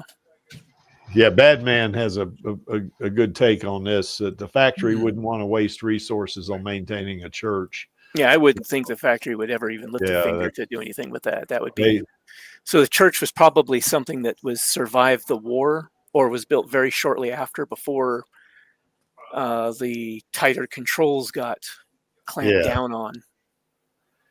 yeah, and I think that probably people in Iron City probably work at least 6 days a week. So Yeah, probably. if not 7, and then Yeah. they Which might be one of the reasons they get cyborg bodies, so they can deal with the constant fatigue that a flesh and blood body would go through trying to deal with that kind of a work shift. yeah. So you get a mechanical body that can stand up to it, and even that's going to wear you down, because in the book they were talking about, Vector showed Hugo some of the workers on the line and how they were all just sort of worn down, even with cyborg bodies. Yeah, the factory's only religion is motorball. Yeah, that's what they say, bread and circuses or something like that, is what that thing was. So, yeah, what's hybrid got going here? Maybe even religion. Yeah, you get Yeah, that's small right. beliefs Small- mixing together, creating Yeah. new ones. Yeah, just small groups. Yeah, that's right. Mhm. So now we get here in the U.S. and in Canada on Thanksgiving. I don't know if the Canadian Football League has a game on Monday or not, but they may do it for Thanksgiving. I think they do it on Sunday before Thanksgiving, if I'm not wrong about that. Anyway, the bad man, you can correct me on that, but I do seem to recall watching a CFL game one time, and they said Happy Thanksgiving to everybody, but it was on Sunday, so maybe it's the day before Thanksgiving or something like that. In the U.S., we have Thanksgiving on Thursday, and they do have like 3 games that they play on Thanksgiving, and people, now where I went to celebrate Thanksgiving yesterday, we didn't watch TV at all. I mean, we, just hung out with friends and family and, played a couple of games and stuff like that, ate way too much and drank too much. I had a Manhattan. That was pretty cool. But anyway, now, of course, instead of watching football, if they do have some kind of Thanksgiving, kind of get together or something like that, then it would be probably to watch motorball, because they don't have football. Football's long gone. The national sport is motorball there. So That's right. So they would watch motorball. They might do something like that. Maybe the factory schedules a game on Thanksgiving. Not that the factory would care about Thanksgiving. They want people working. But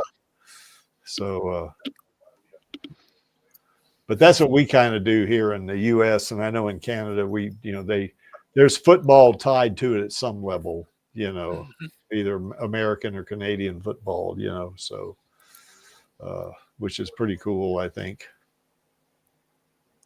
I know the Dallas Cowboys, they have a history of having a football game every Thanksgiving Day. They've been doing this since the 60s. So that's a long legacy right there, in terms of a sport. It's kind of interesting, just not to go too far afield here, but one of the things that people don't realize, that Canadian Football League has been around a lot longer than the National Football League. Canadian Football League's been around for I think the Grey Cup is their Super Bowl, and they had their 125th championship game, the Grey Cup, and of course the Super Bowl is only up to around 50 or 60 or something like that. So it's the Canadian Football League has got them by 60 years at least. So that's American football is not the original, you know. Here we go.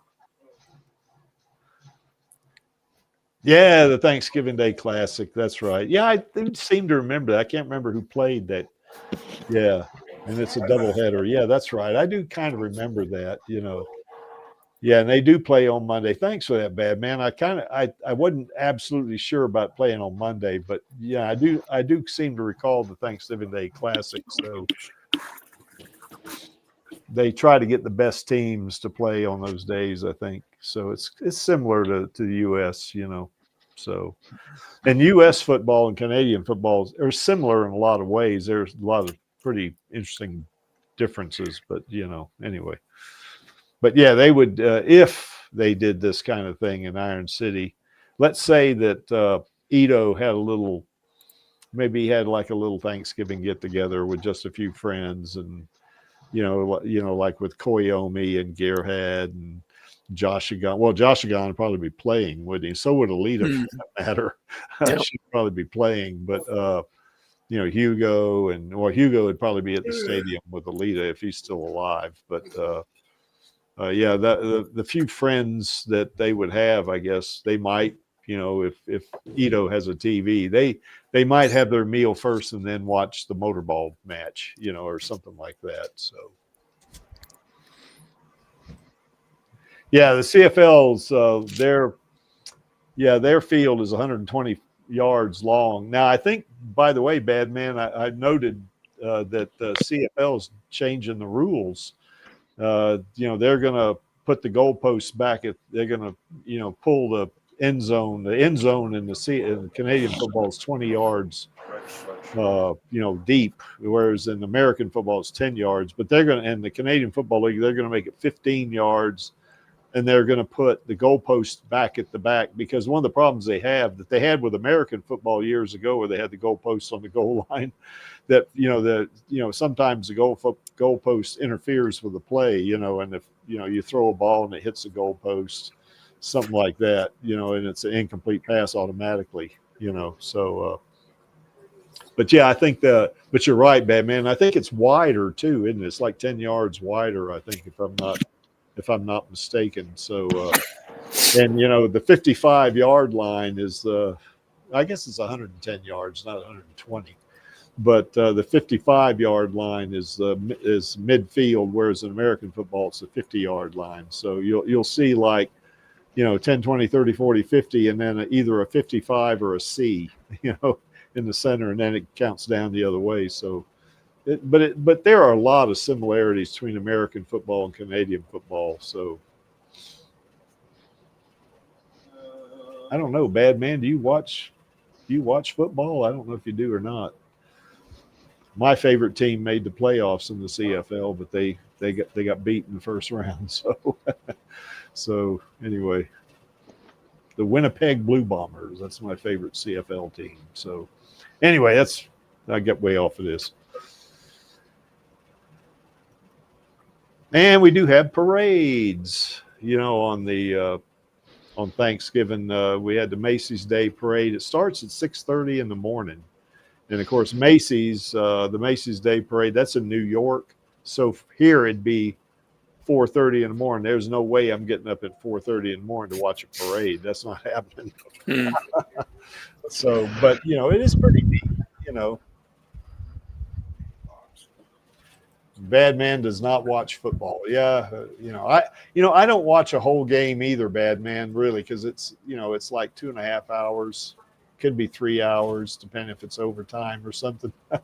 What I do is watch, you know, they'll come up with these summaries of these games on YouTube, and that's what I watch. Unless the Broncos are playing, then I'll watch the whole game. But you know,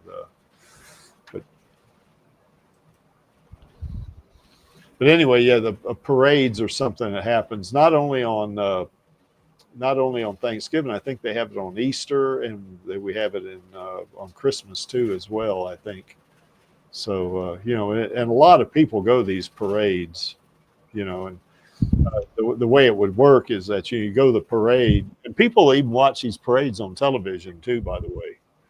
You know, they maybe have the TV going with a parade while the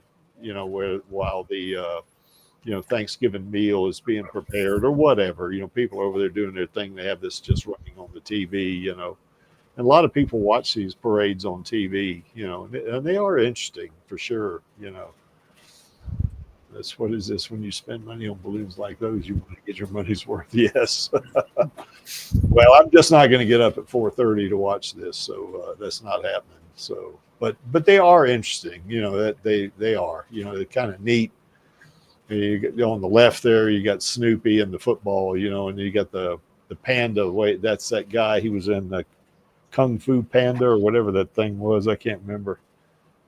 And then, of course, this is Pikachu right here, I guess, on the right. And I don't know who that little white-looking character there is. I'm not sure who that is, but or what that is.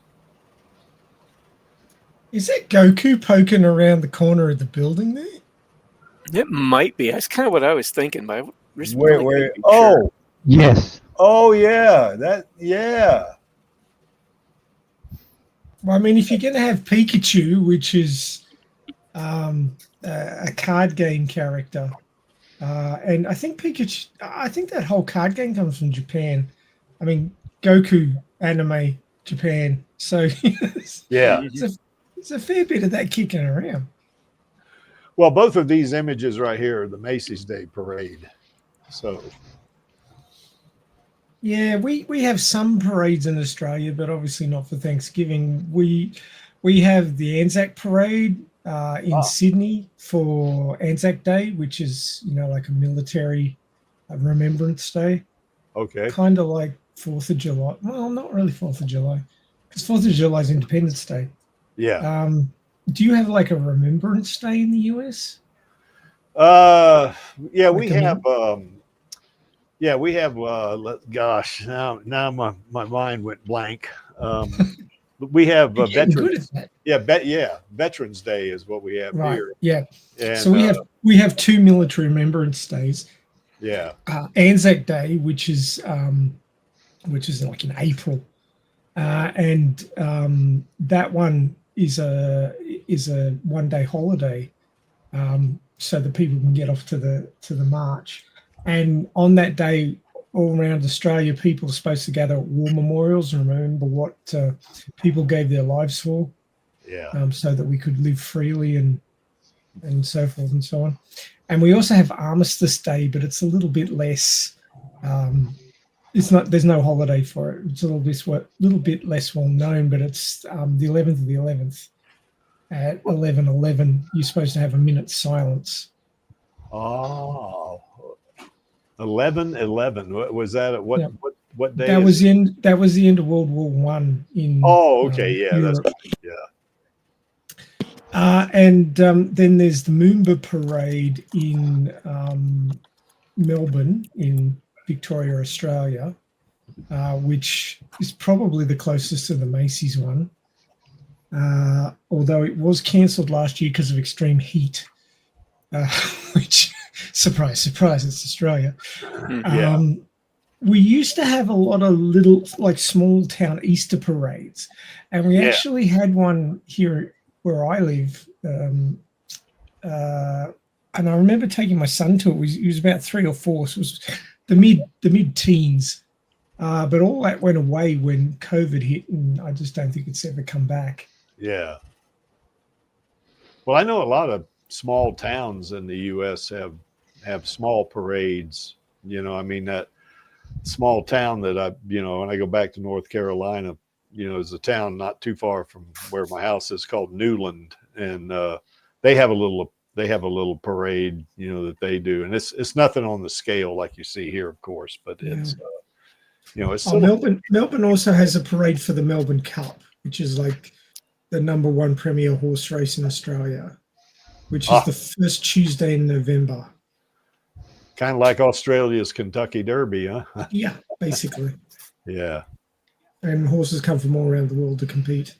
And they have a parade of them down the main street in Melbourne with the jockeys and everything. Oh, that's cool. So, yeah, we have a lot of parades. Now, I would say you wouldn't see this in Iron City. I mean, it's too disruptive, you know, and it's going to take too many people Well, I away. think the environment's actually too disruptive for you to be able to safely have a parade in Iron City. Yeah, I think so. You know, now you might have some kind of procession, maybe. You know, just very, very small, perhaps. Kind of like probably want armed guards. Yes.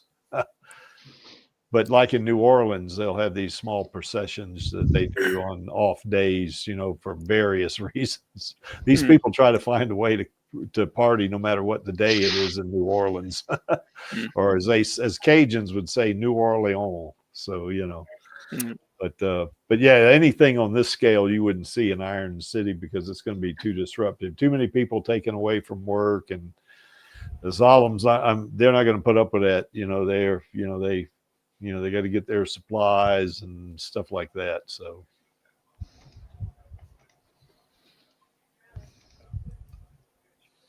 And then, of course, after Thanksgiving, like today, a lot of people begin preparing for Christmas after the day after Thanksgiving now. Oh, yeah, that's right, Bad Man. Great idea. Yeah, balloons would be considered flying objects in the air defense system and shoot them down. Unless they had some kind of exception for that. But I don't think the factory would put up with it. I don't think they'd give them an exemption. Well, in novelization, anything that goes above the tops of the buildings is typically considered a aerial threat and is gunned down. Yeah. So it might be as long as you stay low to the ground and maybe you'd be all right. Yeah. But even then, avoid the radar. Yeah. Even then, there was some indication that you're still risking yourself doing that. Yeah. I wouldn't want to mess with it. So, you know. Alita would. Who? Alita would want to mess with it. Well, yeah. I think she'd want to mess with it if there was a reason to. Yeah. I think just playing with them is not something she's going to really do. Oh, Zolom. There's a reason to mess with them. Well, thered have to be, I think, an actual sort of objective to it, like maybe distracting from something going on or testing them for some later attack or something, maybe. But, yeah, I think so. But anyway, here in the U.S., the day after Thanksgiving, I'm not sure what they do in Canada, how soon they start preparing for Christmas. But here, I know I got neighbors that have had their Christmas lights up for a month, even though the housing association, the HOA, is not. They frown on that stuff, and they probably got letters and stuff like that. But I do know the frown on everything. Yeah, they do, exactly. But I do know the mall. The mall where the Anime World used to be before it closed. But the mall here, the Southwest Plaza Mall, they've had their Christmas stuff up since very early November, late October. It might have been during the Halloween weekend or something like that. But a lot of people wait till the day after Thanksgiving to start preparing for Christmas and decorating their house and stuff like this. I mean, like today I put up my Christmas lights outside, so but anyway, a lot of people do that. And I'm telling you, this place around here during Christmas, man, a lot of people put lights up. I mean, it's ridiculous. Some people go into that whole hog, I can imagine their energy bill is probably ridiculous. Yeah, we've got a few people around here that can afford to do that. They'll get the whole setup with a big scene playing out in their front yard or something like that. Yeah. Well, I got one of those plastic snowmen out in my front yard, but it's small compared to some of these people. They have huge snowmen that are like 15 feet tall and stuff like this. Yeah. I think the most we've ever done is we put up a string of lights and call it a day. Yeah. No, I don't have a Frosty there, AKA. I do have, I don't know if that's Frosty. Well, let's see. His nose looks like a carrot, so maybe it is Frosty. Maybe so. Actually, my snowman is plastic, but it was the snowman that my mother and stepfather had for years. And then, of course, when my stepfather passed, and then of course my mother passed in 2019, I made sure I got that snowman, you know, because we had to sell our house, you know, but yeah, I made sure I got that snowman because that's kind of cool, you know, and it was a snowman I think they bought back in the 50s. So this thing's 75 years old about, you know, or 70 years old anyway. So wow, that's like historic now. yeah, it is. So anyway, and people comment about it too, you know. So yeah, it's a family heirloom. That's exactly right, AKA. So yeah, but a lot of things too about Christmas is like we have Black Friday, and I know you guys have that in Australia as well, Maxie. But the day after is when the stores really start, or they actually even start doing it before Thanksgiving. But you know, the day after, that's supposed to be the big day you go buy your Christmas gifts and stuff like that, you know. Let's see what we got here. Okay, bad man, Thanksgiving's early enough in Canada. We do Halloween before we worry about Christmas. Yeah, that's kind of the way I feel too, bad man. I really like Halloween, even though it's not, you know, Thanksgiving and Christmas here, you know, you get time off from your work. Now, of course, I have my own business, so I don't worry about that shit, you know, but you know, when you work for other people, you know, you get off on those days, you know, Christmas Eve, maybe something like that. Some people, a lot of people do, but Halloween, you don't, you know, October 31st is just another day, except kids come around and stuff like that. So, see where it is on Halloween con in Australia, but not Thanksgiving. Real bummer. Yeah. Really? Yeah. I wasn't really sure how well Halloween caught on with other countries. So, well, I think Halloween's is in a lot of countries, isn't it? I know it's. I don't know. Is it in? We need Lottie here. I don't know if Halloween's a big deal in England or not. But yeah, I can't remember. I was over there for 2 years when I was in the Air Force, but I stayed on base most times, so I didn't really see much of what was going on as far as a lot of holiday celebrations off base. Yeah. Well, I know here, you know, you put your Christmas, you know, you're not supposed to put your Christmas decorations up outside until after Thanksgiving, the day after.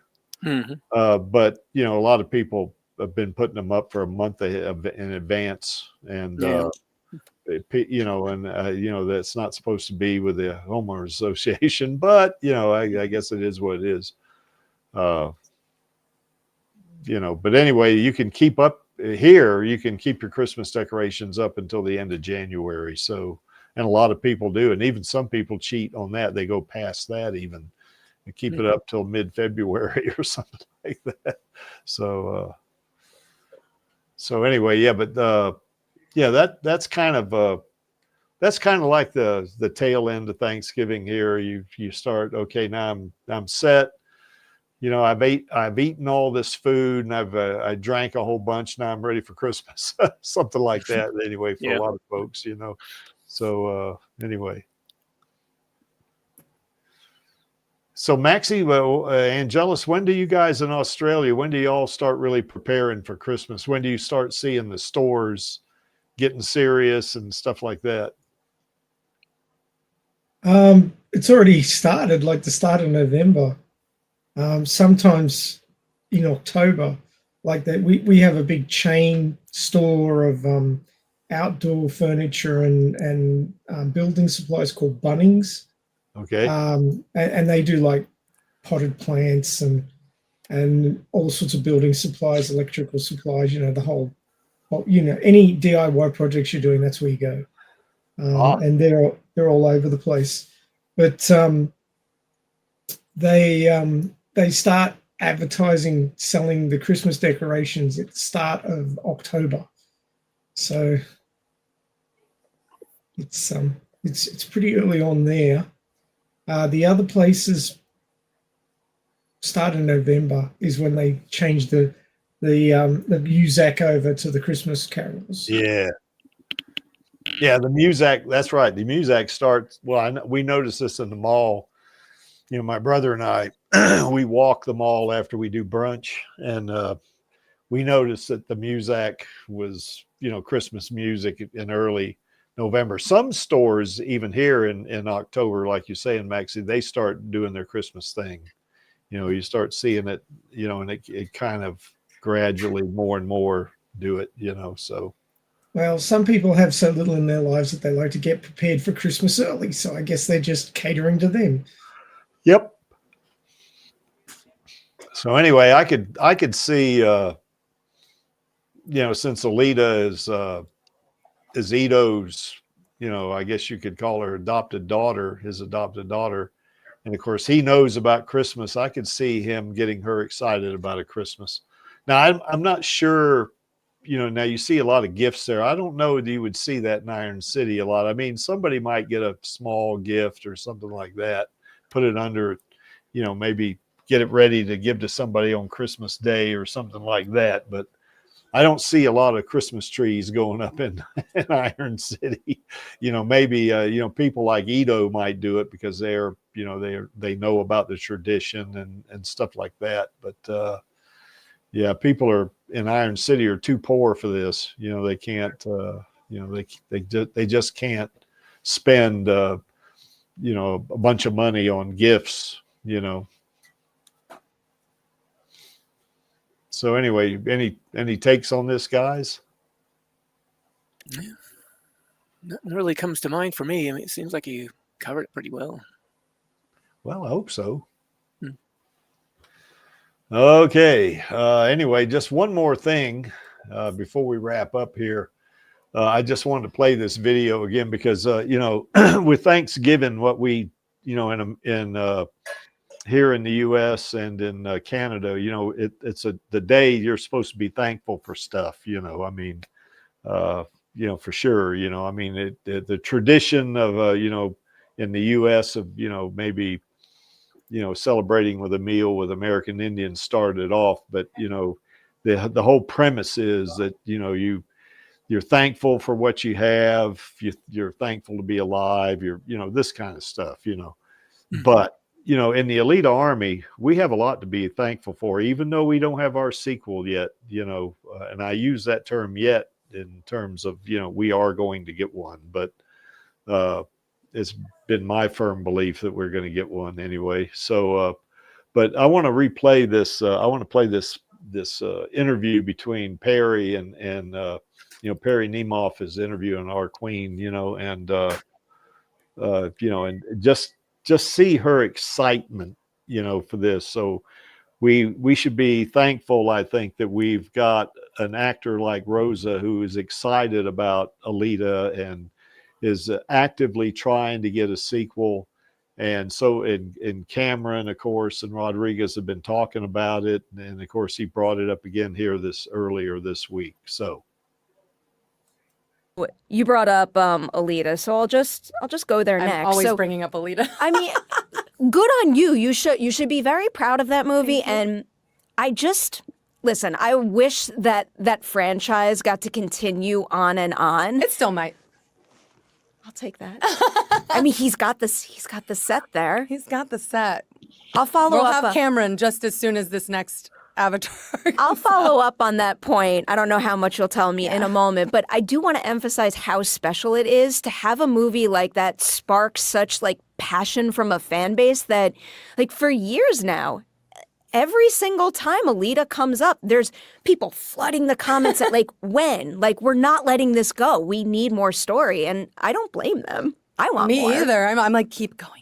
I'm one of those. I'm all the bots online doing that. No, you're not. I know that's not true. No. But I'm love glad it to so hear the much. enthusiasm from you as well. The best. I mean, it's just the best. It's, you know, you have James Cameron and Robert Rodriguez who are friends, who are making this thing together. All the love is there. You have an amazing script. You have an amazing graphics team like Weta.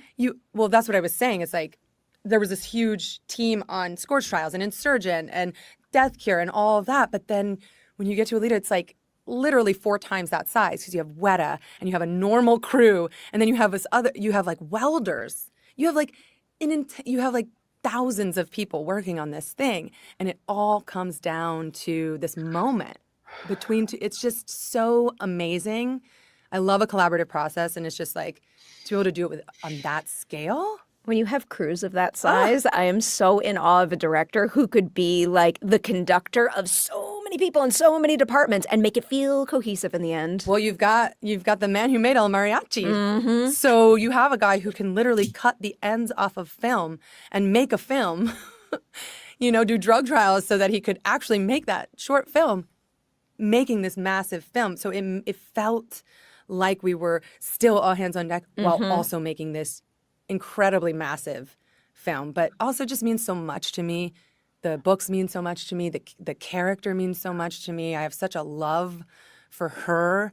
I wrote this like treatment for Alita too, like right after the film, and I sent it to James Cameron. He was like, "This is so cool!" Like, he's James Cameron.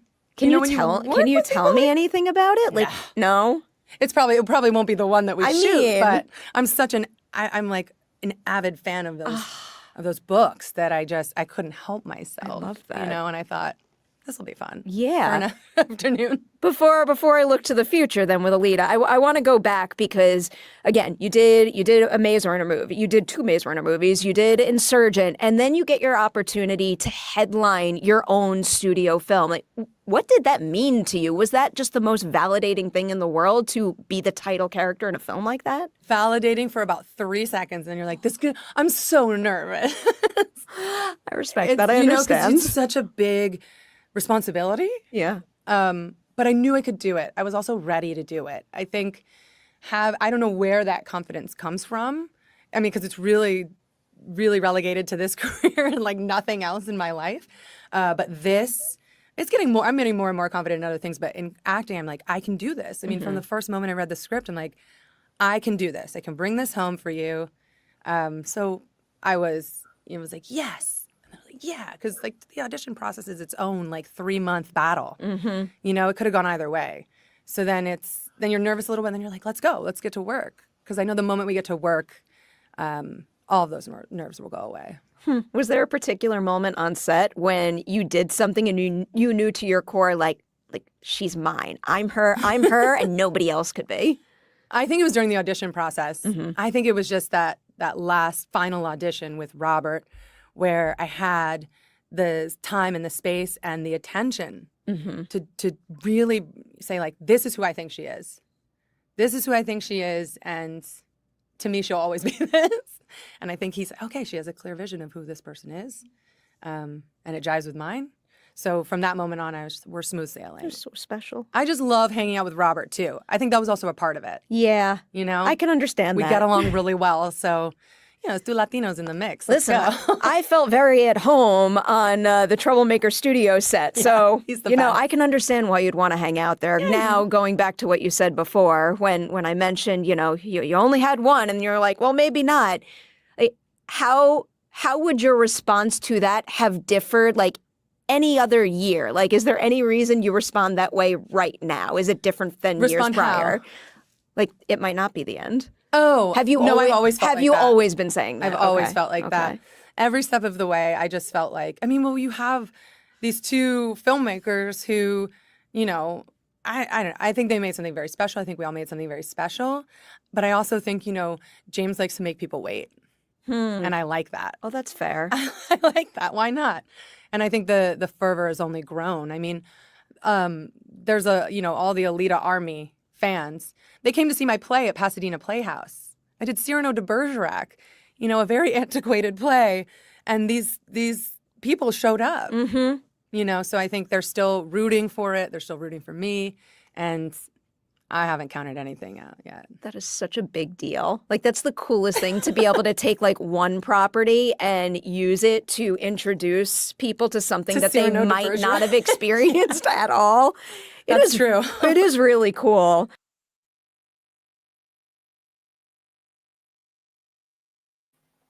Well, there you have it, folks. Yep. By the way, that dress she's wearing, I think that's the same dress she was wearing when I met her the first time. I believe that's the same dress. So, and yeah, AKA, she is definitely a sweetie. That's for sure. She's down to earth too. That's another thing that's neat about her. But you can see she's she's still gunning for this. She still wants to do a sequel. She's still actively engaged in trying to get a sequel. So I guess that's something we should be thankful for, that, you know, you have an actress that, or actress is so sexist, I guess. But, you know, we have an actor who wants this as much as we do, as opposed to sometimes actors, they just move on, you know, and if they get a sequel, great, they do that. But to them, it's like another job. But with her, this is super duper important to her, you know. So I think we should be happy about that. I think should be thankful, because you know, Rosa's she's awesome for sure, but she's you know, also pitching for this. She wants it, you know, and of course and I don't know if she ever sees this. Yeah, we are rooting for you, Rosa, and we are rooting for the sequel. So any thoughts, you guys, on you know, Rosa's interview here? I can't think of anything that hasn't already been said. So. Yeah, we played this back in October, but I thought it'd be neat to play it again, just to kind of remind people that, hey, we got folks that they're really shooting for this. They really want to do it, you know. So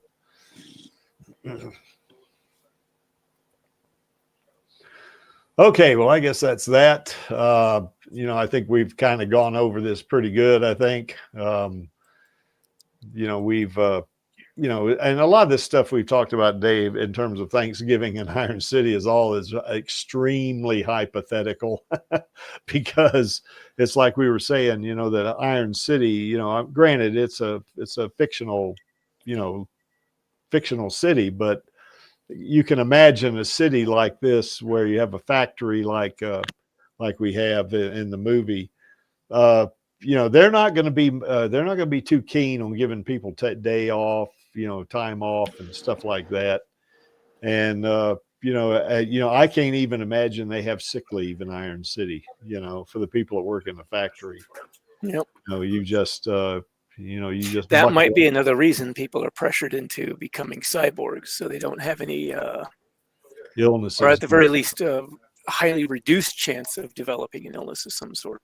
Yeah, that's right. So particularly TR cyborgs, you know, they would not have as much. Now, someone who's, you know, still mostly human, but has some cybernetic parts, of course, they could still get sick. But, you know, it seems to me that in Iron City, if you get sick and you're off work, you're running the risk of being fired. You know, if you're, you know, I mean, that's, you know, if that happens, you know, your ability to provide for your family is going to be difficult at best, you know. So,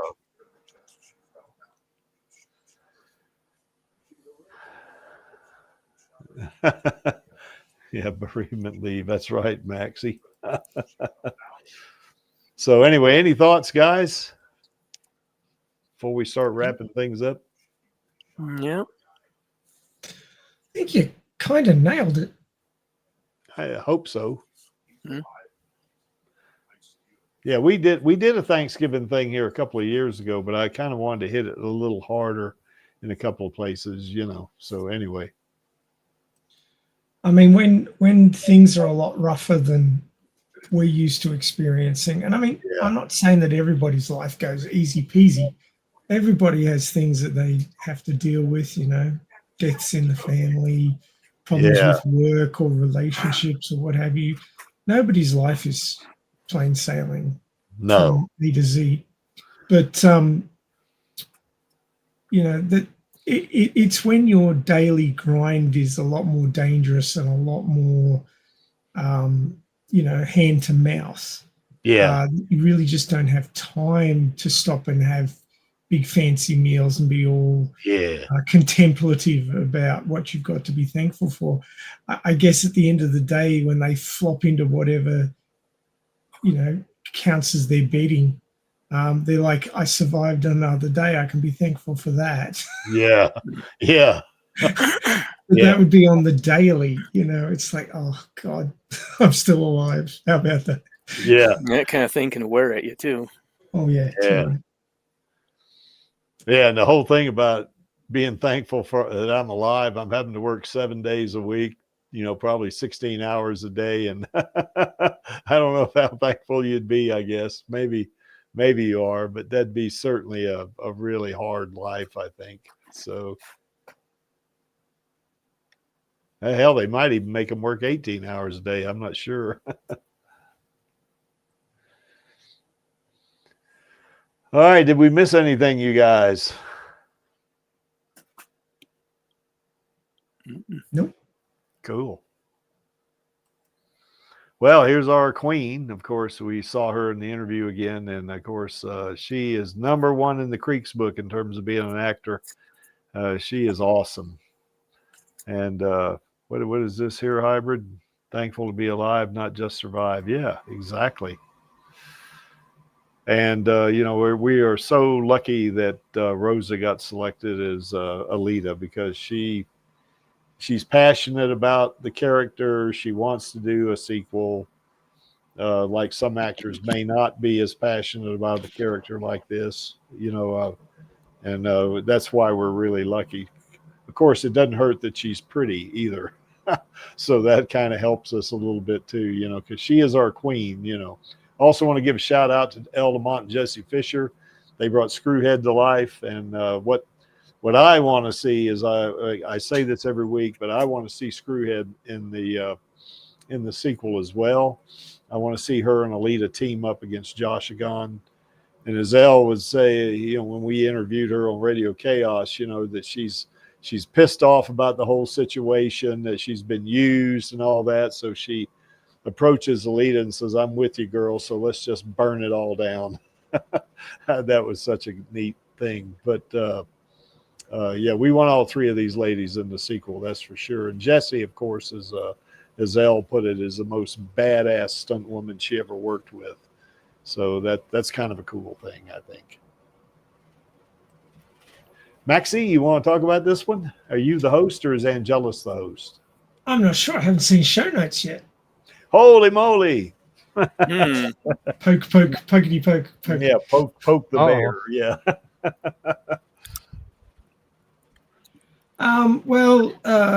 I figured this one flowed on pretty well from last week, where we talked about why don't we have cyborgs yet, and then this is the sort of the flip side of the coin.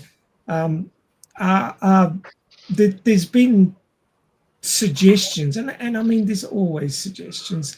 Like, there were people in the 80s who were convinced we're all going to die from nuclear war, and here we are in 2025, and it didn't happen, thankfully.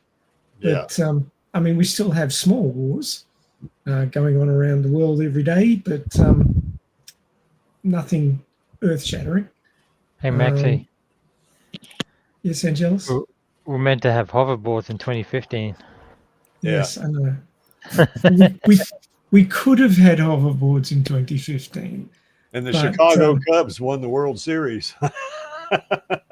There are actually hover platforms that have been developed for what are they called? Warehouses. But the problem is that with the current technology, you need to have a copper floor. Yeah. Like, the actual floor needs to be made of copper. And copper's really expensive these days because we use it in freaking everything. It because of the requirements of the technology, the expense is too high. So it's not that we couldn't have it. It hasn't been made financially viable yet. Yeah. Which is the difference. And again, there are companies in China that are ramping up on flying car production. It's not hover conversion like in Back to the Future Part 2, but they are actually building flying cars. But there's problems with, like, if you think that a drunk driver on the road is bad news, put him in the sky and see how much more bad news it is. So put him in 3 dimensions. Yeah. Yeah. So, I mean, while these technologies are theoretically feasible, are they advisable? This is the thing that we have to think about. And there's a lot of regulators. I have heard some some statements come out of the US regulators of air traffic control and things like that, saying that if flying cars became a common commodity, that the place would just go insane. There'd be cars falling out of the sky every day, and you know, if a car breaks down, you just pull off to the side of the road and put your hazard lights on and wait for the equivalent of the NRMA or the roadside assistance to show up. If a flying car breaks down, whose houses are going to explode in? You know, it's that sort of problem. So it creates a whole lot more problems than it solves, as it were. It seems like you'd need a lot of redundant systems in a flying car just to make sure, you know. For sure. Yeah.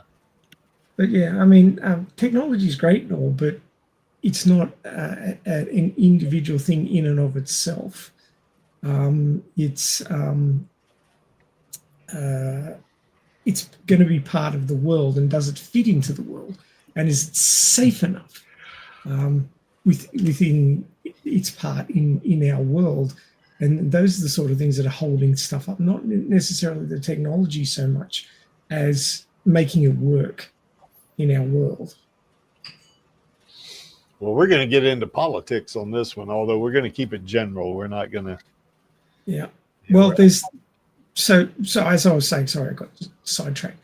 As I was saying, there's been people in every era who've claimed that society was going to break down in 10 to 15 years.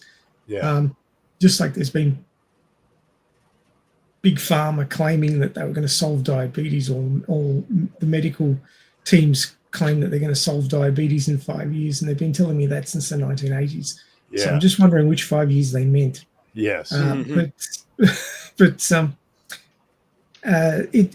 one of those things that, you know, there will always be somebody claiming that society is going to break down, and they could be right and they could be wrong.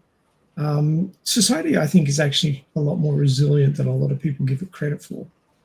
But of course, we know that global warming is changing the environment, and that catastrophic storms are on the rise. There's a lot of talk about large impacts from outer space, super volcanoes. Apparently, the Earth's magnetic field is flipping, which is going to have a significant impact on our devices, especially GPS and things like that. Yeah. So there's all sorts of things happening and could happen that could interrupt civilization as we know it. And will they be happening in the near future? Will they be happening in the next 100 years? Will we have a political collapse, a population collapse? There's all sorts of things that could feed into this. And those are the sorts of things we'll be covering next week. So we'll sort of set the stage and talk about what the situation is in and around Iron City and the world of Alita at large. And then we'll talk about things that could play into that and how it could come about and whether we think it will or not. So there's lots to discuss. Yes, there is. So it'll be, well, this, I'm going to say this one's going to be fun, but it also might be kind of nerve-wracking in some ways. Oh, yes. Thank you. So anyway, that's, well, we don't need to do this.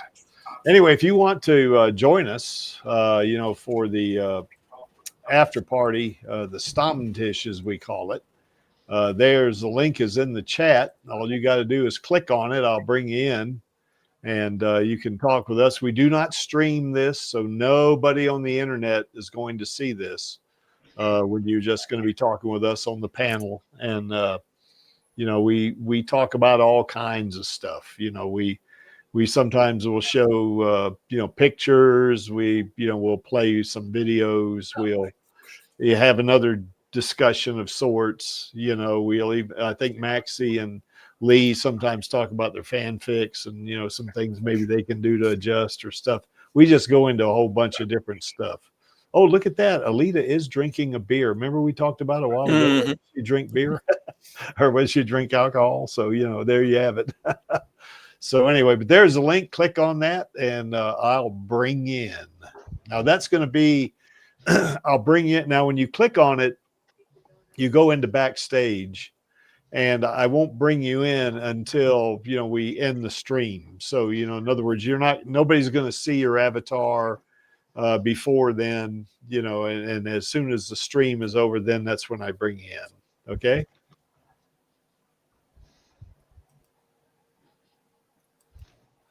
We are the Alita Army. We are Alita advocates, and we support Alita and Rosa Salazar passionately and positively. And yes, Rosa, we are rooting for you, and we are rooting for the sequel, as you said. We are here to stay, and Disney, come on. We're, you know, give us the green light. We know things are starting to look good. So, you know, do you want our money? I mean, really, we'll give you our money.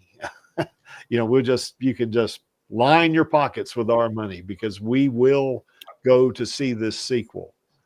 You know, this time you got a whole army behind you to do. You got something like 300,000 different, you know, PR, you know, agents now that will actually help you promote the movie by word of mouth, because the Alita Army is serious about wanting a sequel.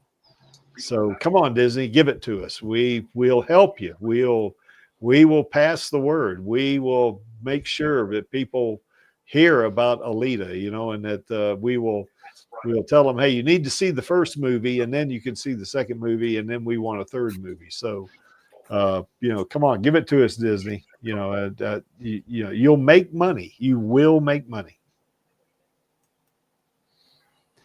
Why is this image here? Well, that image is there because I like it, and because I'm also running the stream. That's why that image is there. And to paraphrase Gruwishka, I'm only here for our girl and our queen and the Alita Army. And what that means is there's only one thing left for us to do, and that would be on my count of three, and that would be 1, 2, 3. Film those Sequels, sequels, baby. All right, so we will catch you tomorrow on Radio Chaos, and we will catch you next week, next Friday or Saturday, if you live in the future, like Angelus and Maxie. We will catch you then on the Alita live stream. Bye. Take care, guys. What's up, Alita Army? This is Hot Toys Alita, and I hope you enjoyed this week's Alita live stream.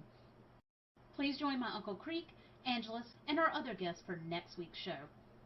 Remember, I do not stand by in the presence of evil, and film those sequels, baby. See you next time.